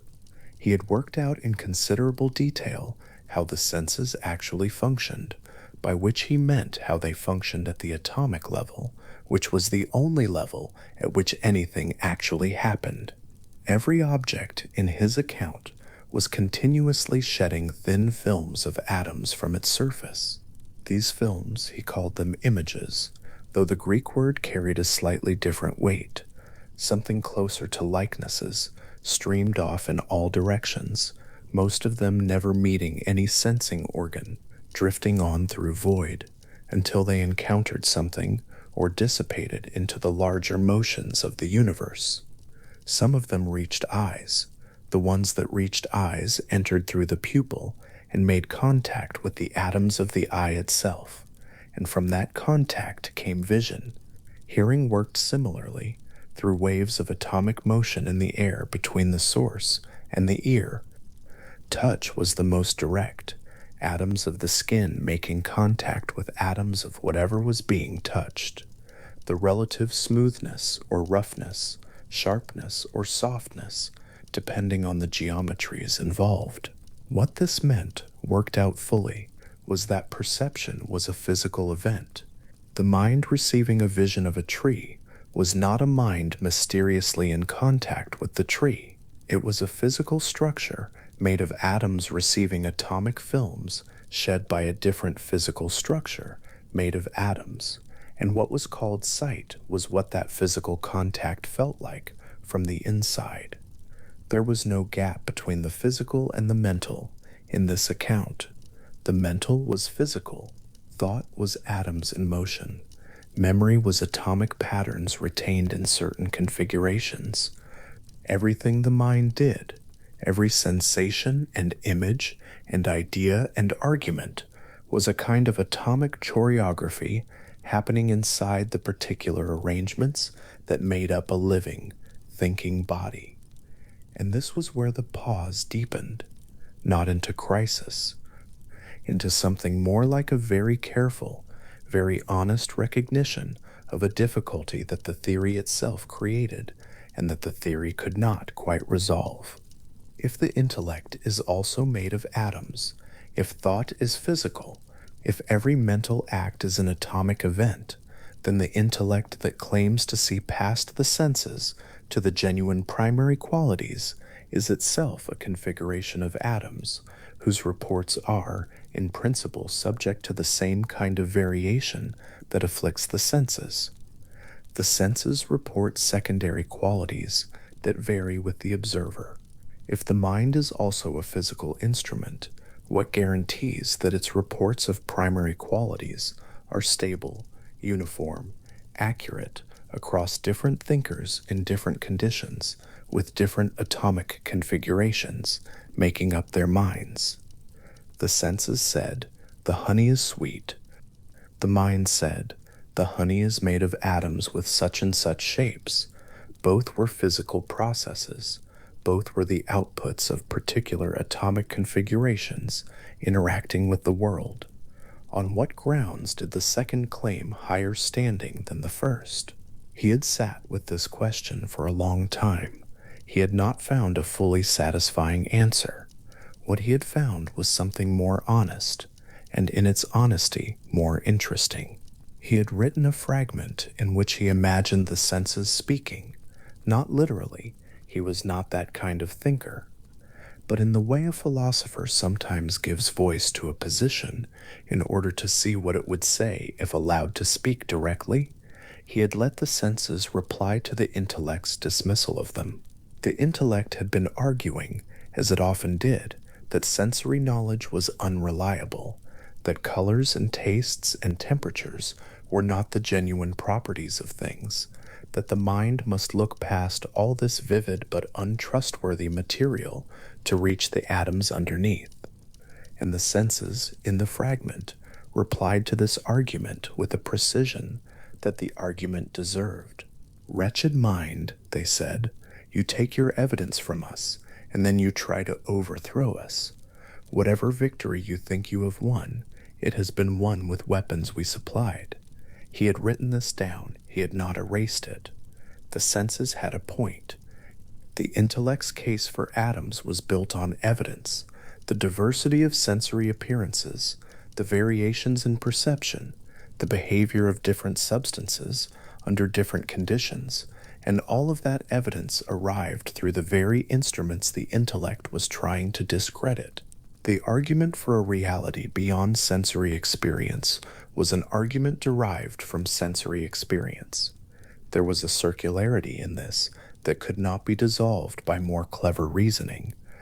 It was a genuine difficulty, native to the position, and Democritus was not the kind of thinker who smoothed over genuine difficulties in order to preserve the appearance of a cleaner system.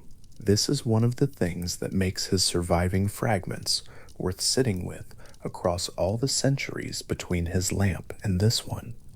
Not that he had solved the problem of how a physical mind could know a physical world with certainty. He had not, but he had seen the problem clearly enough to let it speak in his own text, to write both sides of the argument and leave them there, unresolved, available to anyone who came after him, with enough patience to read past the main argument to the honest complication preserved in the margin. Knowledge, as he saw it, was a matter of degrees. At the bottom there was bare sensory experience, immediate, vivid, and telling us something real about the world, but telling it in a language that was partly the world's and partly ours, a translation that introduced variations we could not always correct for. The honey tasted sweet to the healthy and bitter to the sick, and both experiences were real, and the honey itself was neither.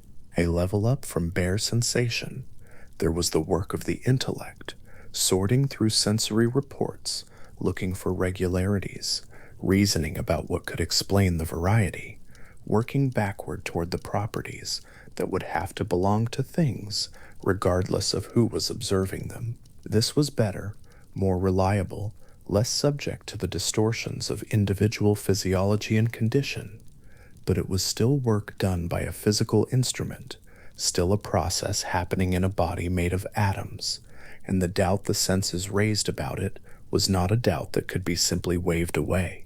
What remained after honest consideration was something like this: we have two imperfect instruments, and the best we can do is use them together, checking each against the other, watching for where they agree and where they diverge, and holding our conclusions with a confidence that is strong where the evidence converges and lighter where it does not. This was not the picture of human knowledge that would satisfy someone who needed certainty. It was the picture of human knowledge available to someone who had looked at the situation honestly.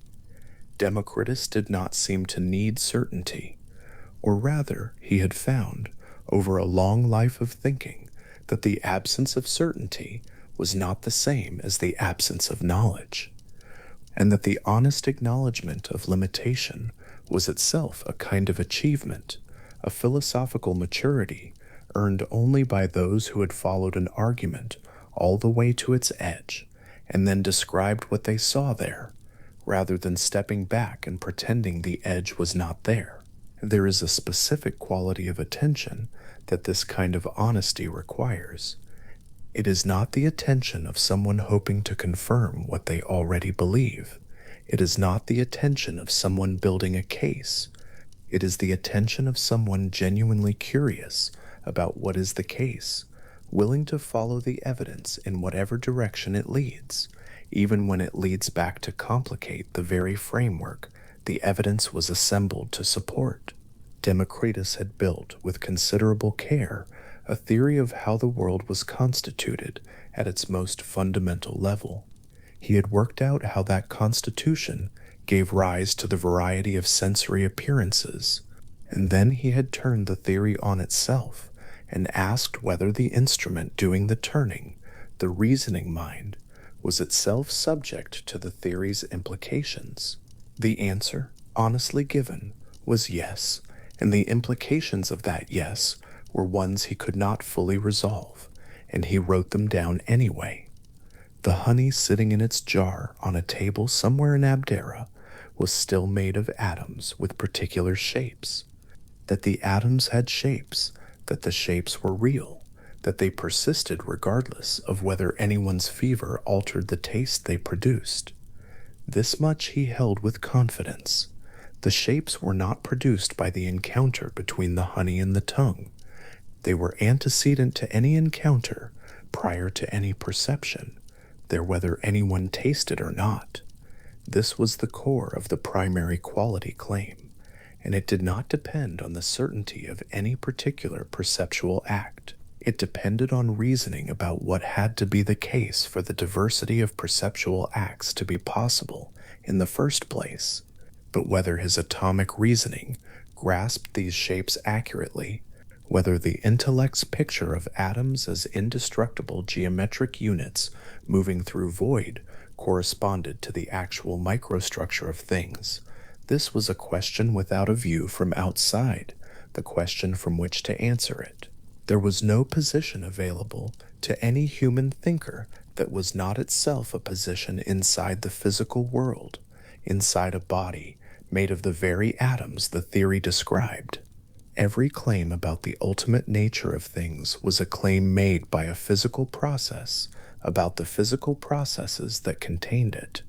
He found this more interesting than troubling.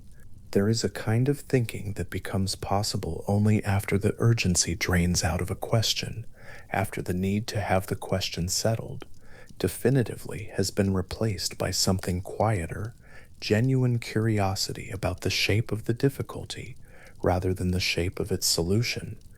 Democritus, by the time the lamp was burning at that late hour and his hand was moving across the surface in Abdera, had been thinking about the nature of perception and knowledge for decades. He had been to Egypt and back. He had sat with priests who used geometry to describe the world's structure, and with astronomers who used mathematics to predict the movements of celestial bodies, all without being troubled by the question of whether their instruments, minds made of atoms, were reliable enough to trust. They had not asked that question because they had not needed to. The geometry worked, the predictions were accurate, The practical adequacy of the intellect was not in doubt. What was in doubt, in the more philosophical register that Democritus inhabited, was the deeper question of what that practical adequacy meant. Whether the intellectual grasp of a pattern was also a grasp of the pattern's underlying reality, or whether it was a very accurate map drawn by a mapmaker who could never step outside the territory to check the map against the thing it represented. This was not a question the astronomers needed to answer in order to keep the calendar accurate. It was a question that mattered only if you cared, for its own sake, about the relationship between knowing and what was known. He cared.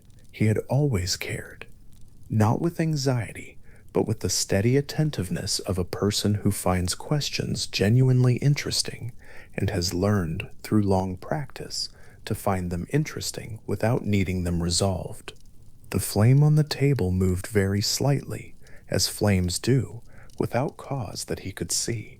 Beneath it, if seeing far enough were possible, which it was not, atoms of the lamp's oil were moving through configurations of heat and release, their particular smooth spherical geometry carrying them upward in the pattern that fire always followed, leaving behind the heavier atoms of the oil itself, transformed into simpler compounds, dispersed into the air.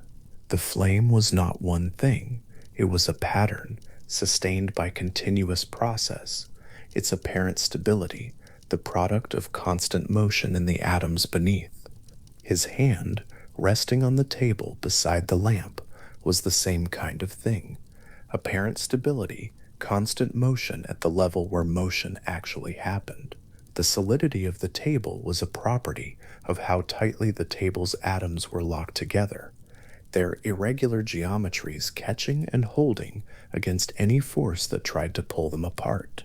The warmth of the lamp reaching his hand was not in the lamp, not in his hand, but in the meeting between atomic streams from the one and the sensing surface of the other.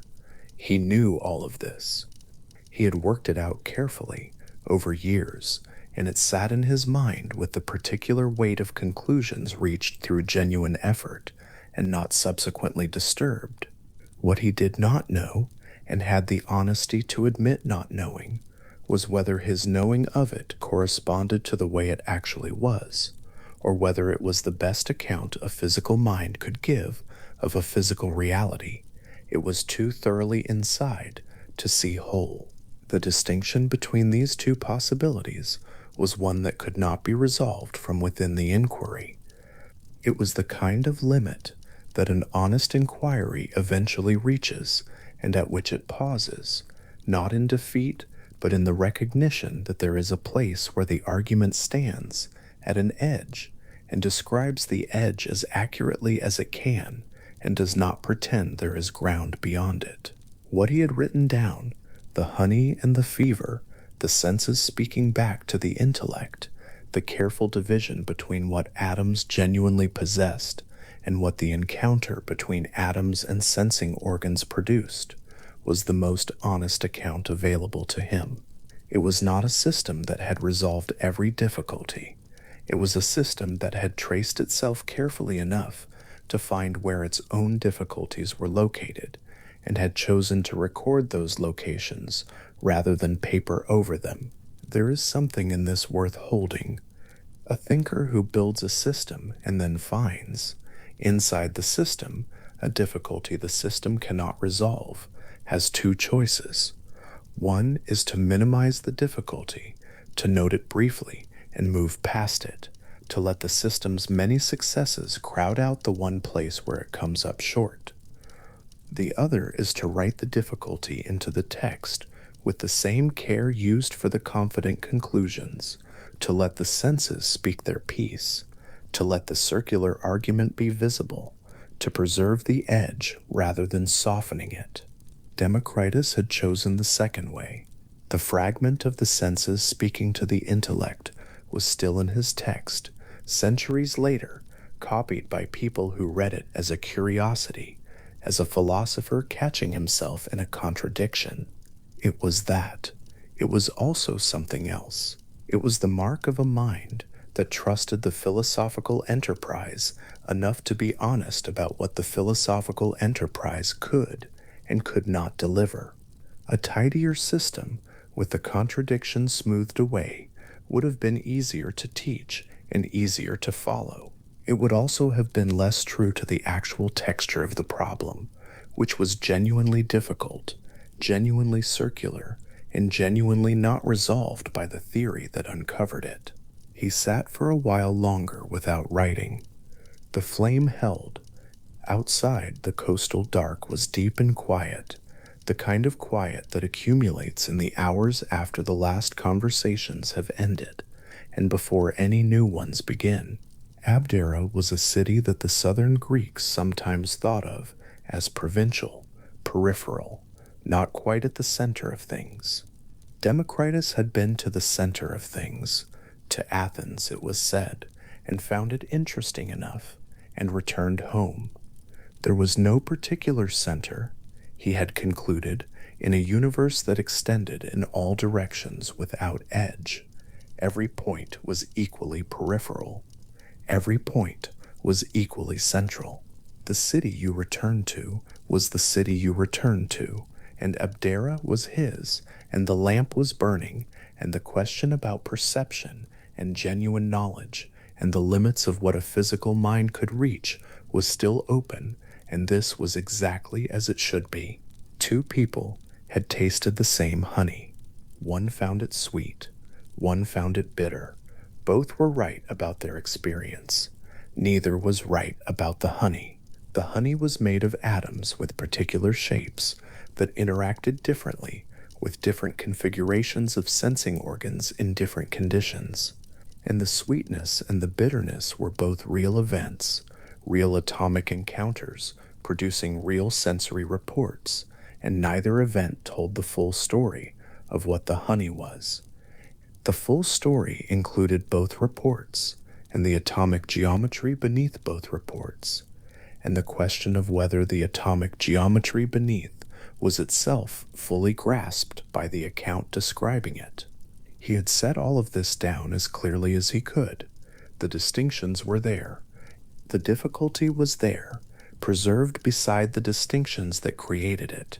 The senses and the intellect stood in his fragment like two honest witnesses, whose testimony partially corroborated and partially undermined each other, neither able to fully discredit the other, neither able to provide what the other could not. He put out the lamp, or perhaps he did not. Perhaps he fell asleep in his chair, the way old men sometimes did, the lamp burning down on its own over the following hour, while the city outside remained quiet, and the question of what anyone could know about the world beneath its sensory surface remained exactly where it had always been, open, patient, belonging to no particular century, available in any late hour to any mind willing to sit with it long enough to feel both what it offered and what it withheld.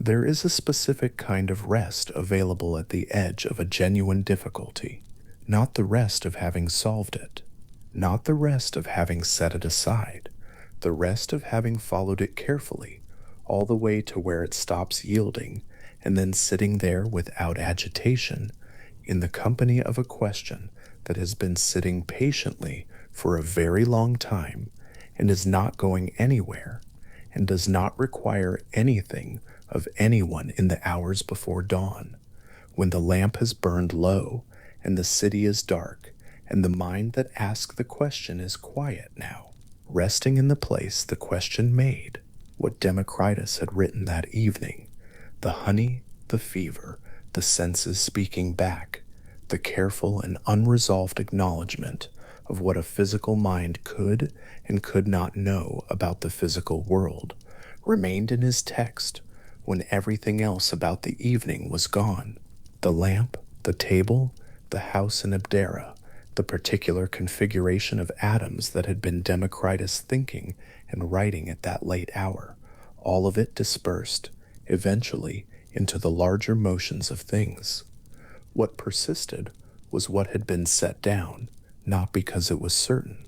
not because it had resolved the question, because it had described the question honestly, had followed it to its edge, and described the edge, had written both the argument and the argument against the argument, and left them there side by side the way two people tasting the same honey leave behind, not a verdict about sweetness, but the permanent open fact of two genuine encounters with the same thing producing two genuinely different reports, neither of which is the last word, both of which are true, and the distance between them, a kind of space that a certain quality of attention can learn, over time, to inhabit without discomfort, as a place not of failure, but of honest philosophical rest. Democritus is very old now, and the light in the room is low. His hand moves across a writing surface with the steadiness of someone who has no reason to hurry, who has already understood that the pace of thinking and the pace of time are not the same thing and have never needed to be. The sentence he is writing is short. It concerns how a person might govern desire without extinguishing it, how the middle of a thing is often where the life of it is, how the soul that demands too much from the world grows restless in proportion to what it receives, rather than settling. He has written this kind of sentence many times over the course of a long life, in many different rooms, with the same unhurried hand. Each one is a small self-contained thing. Each one holds without requiring anything around it to hold it up. A person who found one of these fragments without knowing the man who wrote it might assume the author was in late middle age, still close enough to the pull of ordinary ambitions to know what he was describing. In fact, he is somewhere near the end of his 9th decade, a man who by any reasonable accounting should have finished his thinking long ago, and who has not. What remains of his written work is fragments. The books themselves did not survive the centuries between his writing and the world that eventually tried to read him. What remains are quotations embedded in other works, summaries made by other philosophers with their own purposes, short passages preserved because someone else found them useful, single sentences that floated free of whatever argument surrounded them. From these pieces, something like a picture assembles itself, the way a face becomes visible in a mosaic from the right distance, individual tiles giving way to the whole. When the eyes relax their focus, the picture that assembles is of a man who thought about everything, the nature of matter, the reliability of the senses, the movement of the stars, the habits of animals, the structure of language, the composition of the soul, and who arrived, somewhere late in a very long life, at a set of practical conclusions about how a person might live without being pulled apart by wanting what cannot be kept. He called what he was reaching for euthymia, asterisk. The word does not translate easily or fully into any later language, which is perhaps appropriate, since the experience it names is not easily or fully achieved either. It means something like good spirits, or well-being, or cheerfulness, but not the cheerfulness of a fortunate afternoon, not the good spirits of someone who has just received pleasant news. It means a settled quality of the soul that is not dependent on the arrival of particular events and is not disturbed by their absence. It is the equanimity of a person who has looked at what human life actually contains, who has understood what the world is actually made of, and who has adjusted their inner conditions to match that understanding, rather than to persist in the adjustment of wanting reality, to match some other picture they had carried in from somewhere else. The fragments in which he describes this condition read like instructions written by a man who has tested them, not tested them philosophically, in the way that one tests an argument by looking for a counterexample, but tested them over time against actual circumstance, against the long passage of a life during which some things he wanted arrived, and many things he wanted did not arrive, and the world proceeded without particular regard for either. He writes that people who desire too little from themselves are more miserable than those who desire too much from the world. He writes that the soul's dwelling place matters more than the body's dwelling place, and that it is therefore more important to attend carefully to the inner conditions than to the outer ones.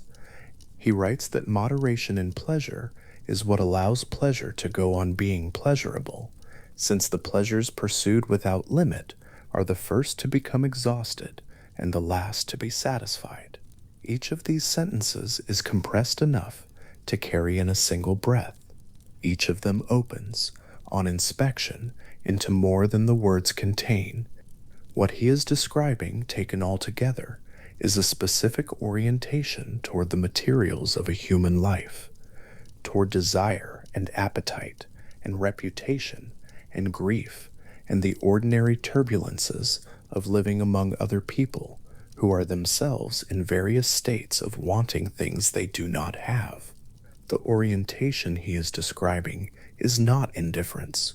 He does not say that none of it matters, or that the proper response to experience is to hold oneself apart from it, sealed behind a philosophical distance that nothing can cross. He says something more precise than that and more difficult. He says that the degree of engagement should be calibrated, enough to live fully and to know what living contains, not so much that the soul's equilibrium is perpetually at the mercy of what happens next. The difference between those two modes of engagement is not a difference of feeling. It is a difference of understanding. A person who understands what the world actually is at its foundations adjusts naturally to what it can and cannot offer. A person who does not understand what the world is keeps expecting from it something it was never structured to provide. His understanding of what the world is had been arrived at slowly, over many years, by a method that was part observation and part sustained, logical attention, and part willingness to follow an argument, wherever it went, even when, where it went was somewhere he had not anticipated. The world, he had concluded, is made of atoms moving through void. At the level that matters for physics, there are only two things: the solid and indivisible units he calls asterisks atomoi, asterisks, and the empty space through which they move. Everything else, every tree, every human hand, every city, every thought, every sensation of warmth or sweetness or color, is a configuration of those units, assembled by motion and collision into patterns of varying stability, each pattern persisting for as long as its atomic arrangement holds and dissolving when it does not. This is not a picture that flatters the things it describes. A city, in atomic terms, is a temporary arrangement. A human life, in atomic terms, is a temporary arrangement. The question Democritus is answering with his ethical fragments is not whether these things are temporary. They are, but what follows from their being temporary? And the answer he arrives at is not despair, but something closer to its opposite. The soul, he holds, is also made of atoms. It is not a thing apart from the body, not a divine visitor inhabiting a physical house, not something of a fundamentally different category that will persist when the house is dismantled.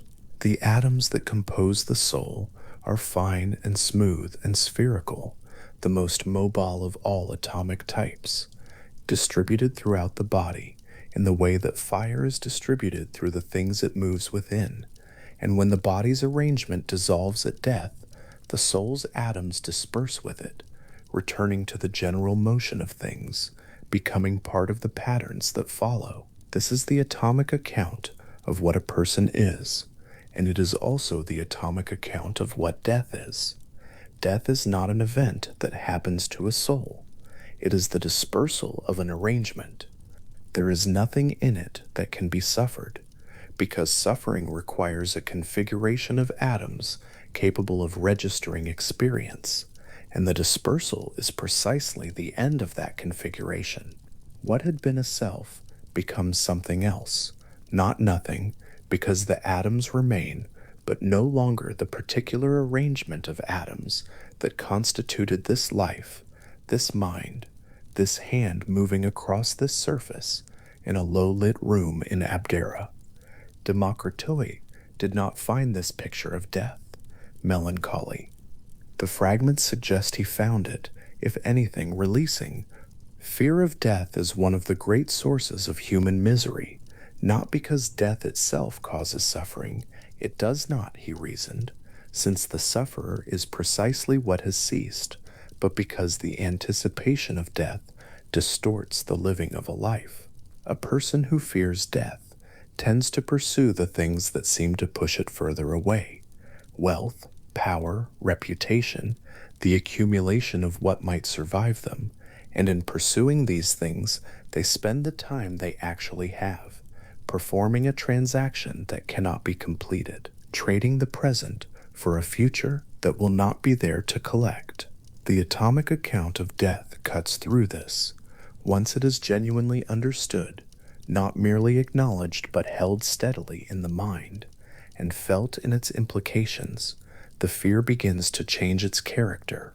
It becomes more like an old habit of thought than a response to something real, and habits of thought, Democritus believed, can be examined, and once examined, they become somewhat easier to set aside. There is a quality to his ethical writing that reflects this, a tone that is neither urgent nor indifferent, but something in between, the tone of a person who has settled into something and is describing it from inside rather than arguing for it from outside. He does not press his conclusions on the reader. He sets them down with the same steadiness with which he sets down everything else, as though the words are themselves demonstrations of the equanimity they are describing. A man who writes about the governance of desire with agitation has not yet understood what he is writing about. A man who writes about it with this particular quietness has been living with the understanding long enough that the writing and the lived experience are no longer distinguishable from each other. He is particularly attentive in the fragments to what he calls the goods of the soul, as against the goods of fortune. Fortune can give a person wealth or take it away. Fortune can provide favorable circumstances or remove them without notice. A soul that has made its primary investment in the goods of fortune is, in his analysis, permanently exposed, permanently subject to the anxiety of potential loss, permanently shaped by the uncertainty of what the next configuration of events will be. A soul that has made its primary investment in its own condition is in a different situation entirely. The equanimity of such a soul does not depend on what fortune provides, because it was not built from what fortune provides. It was built from something more internal, from understanding, from the habits of attention that understanding produces, from the practice of neither grasping at what arrives, nor grieving excessively for what departs. This does not mean that the things fortune provides are of no consequence to him.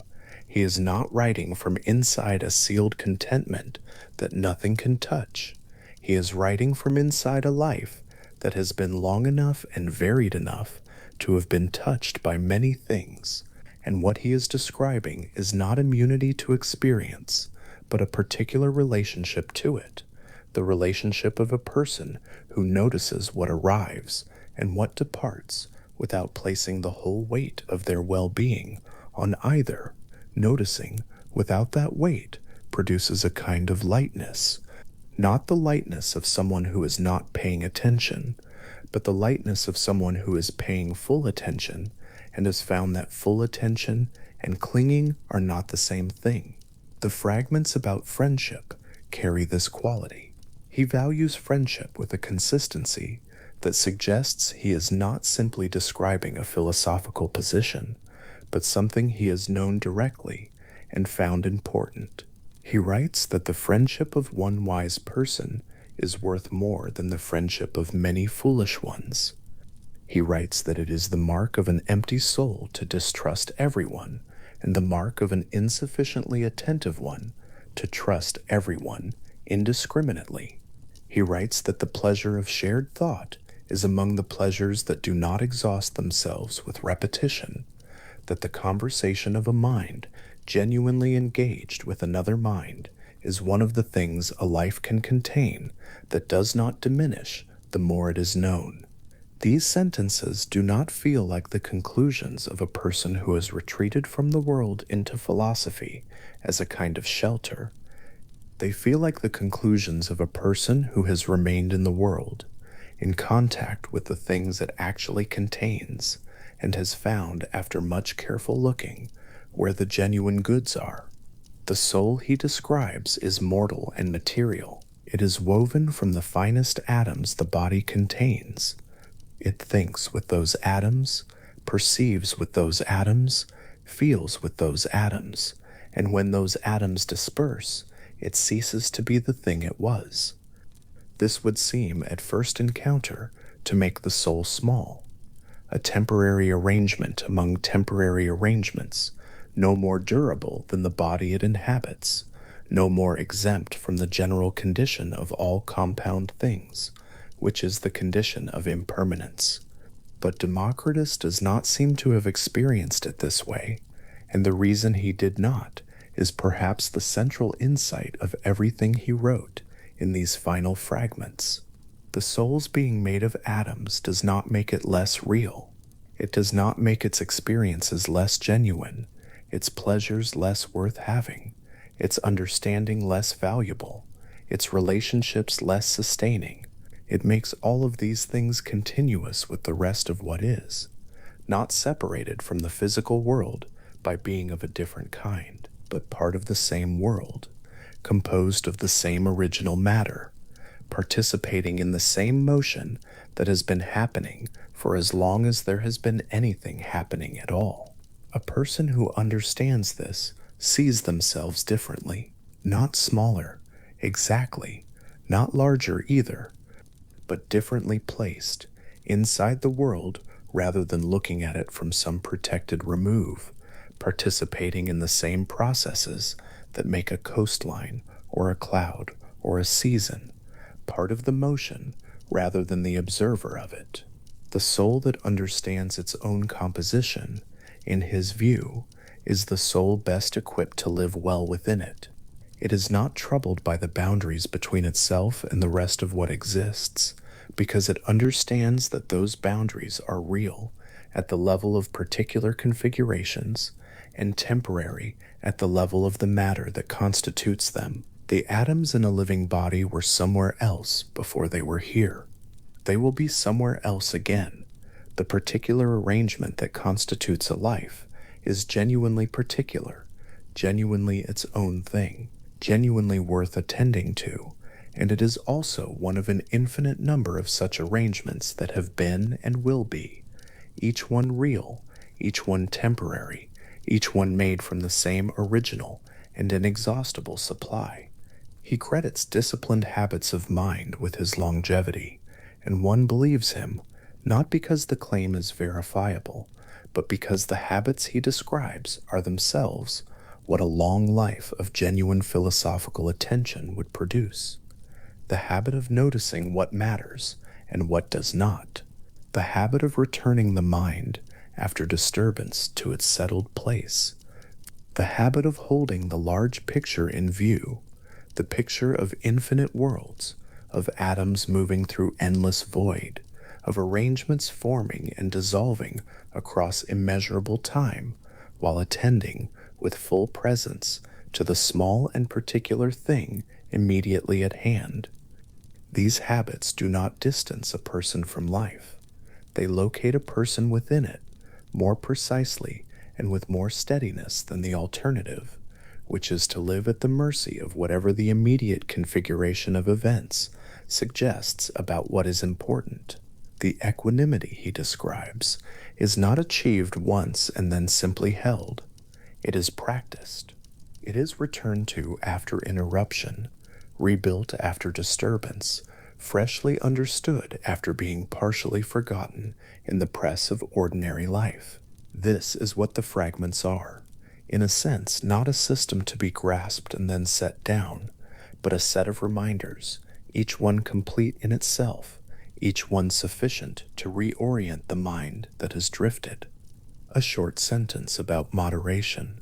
A short sentence about the relative weight of soul and circumstance. A short sentence about what genuine friendship is and what it provides. Each one a small stable thing that holds its shape under pressure, the way certain atoms in his cosmology hold the shape of the substances they compose, not by force, not by opposition to what surrounds them, but simply by being what they are. In the centuries after his death, the tradition he established did not disappear, though it changed form. A philosopher named Epicurus, who was himself a serious systematic thinker, who built his own school in Athens in a garden, who gathered around him a community of people attempting to live according to the philosophical principles he taught, arrived at conclusions about the good life that moved so closely alongside Democritus's own conclusions that ancient commentators could not always establish the line of influence. Epicurus insisted, as Democritus had insisted, that the highest human good is a stable tranquility of mind, what he called ataraxia, that depends on understanding the nature of things rather than on acquiring the things that the world most loudly offers. He held, as Democritus had held, that death is nothing to the one who dies, because the one who dies is precisely what has ceased to be present to experience anything. He built his ethics on the foundation of an atomic cosmology that borrowed substantially from the account Democritus had already given and extended it in directions of his own. Whether Epicurus acknowledged this debt with full generosity is a matter the ancient sources debate with a certain amount of dry editorial amusement, but the debt itself is not in question, and the continuity it represents matters more than the attribution. What matters is that the line of thought Democritus began in Abdera in the 5th century BCE continued. It was picked up by people who found in it something that held, something about the composition of the world, about the nature of the self, about what a life genuinely needs in order to be well lived, that remained useful across very different historical circumstances and very different personal situations. The ideas did not require everything to remain the same for them to remain true.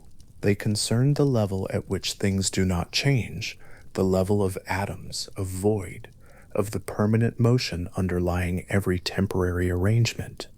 And at that level, the ideas were as applicable in one century as in another. His ethical fragments have this quality too. They are not solutions to the particular problems of his historical moment.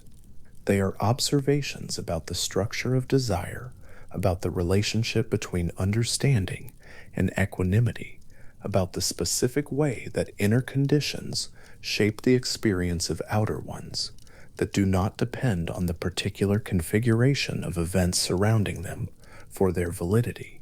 A person reading them now is reading something that was written in a very different world, by a hand that dissolved long ago into the general motion of atoms, and finding in them a recognition of something that has not changed. The recognition is quiet. It does not arrive with force. It settles. Democritus in old age, in that low-lit room, writing short sentences about living well, is not performing equanimity. He is not demonstrating it for an audience. He is simply in the state he has been describing, and the writing is an expression of the state, rather than an argument for it. The argument was made long ago, in other rooms, in other writing now largely lost. What remains are the conclusions he kept returning to, the practical residue of a lifetime of thinking, compressed into sentences short enough to carry and sturdy enough to last, each one a small piece of genuine stability, each one complete. The atoms of which he is composed continue their motion through the void. They do not pause for the end of a configuration. They do not notice the dispersal of an arrangement that has been gathering and holding for 9 decades.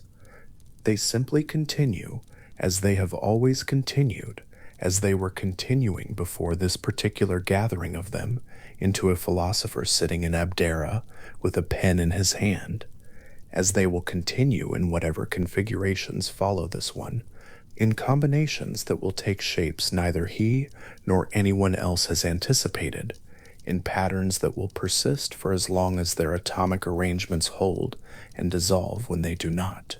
This continuity is not consolation. Exactly, it is not offered as such. It does not mean that what is gathered here, this mind, these thoughts, this particular unhurried attention to the question of living well, will persist in another form and is therefore not lost. It means something less comfortable and more honest than that. The particular configuration is temporary. What it is made of is not. The atoms were always already in motion, long before they became this, and they will be in motion long after this particular gathering releases them back into the general flow. The universe carries forward not the specific arrangements that have existed, but the original material from which all arrangements are made, and that material is inexhaustible and permanent and moving always through infinite space in the direction of nothing and everything. Democritus understood this, and the understanding did not diminish him. It produced the opposite of diminishment. A man who knows what he is made of, who knows what everything else is made of, who knows that the fear of death concerns something that cannot suffer, who knows that the goods most worth having are the ones that do not depend on what fortune provides. Such a man inhabits his particular configuration with a specific quality of presence, not grasping, not braced against loss, not performing indifference to what matters, present with the full weight of a mind that has understood what being present means, participating in this temporary arrangement of atoms, attending to what it contains, governing desire with enough care that pleasure remains possible and grief remains proportionate, and allowing the understanding of what lies beneath all this, the permanent motion, the endless reshuffling, the atoms continuing through void without beginning and without end, to settle over the whole of it like something that has always been there and will remain when everything else has changed. The hand that wrote those short sentences is long still. The room in Abdera that held a very old philosopher on a quiet afternoon exists nowhere now in the form it had then.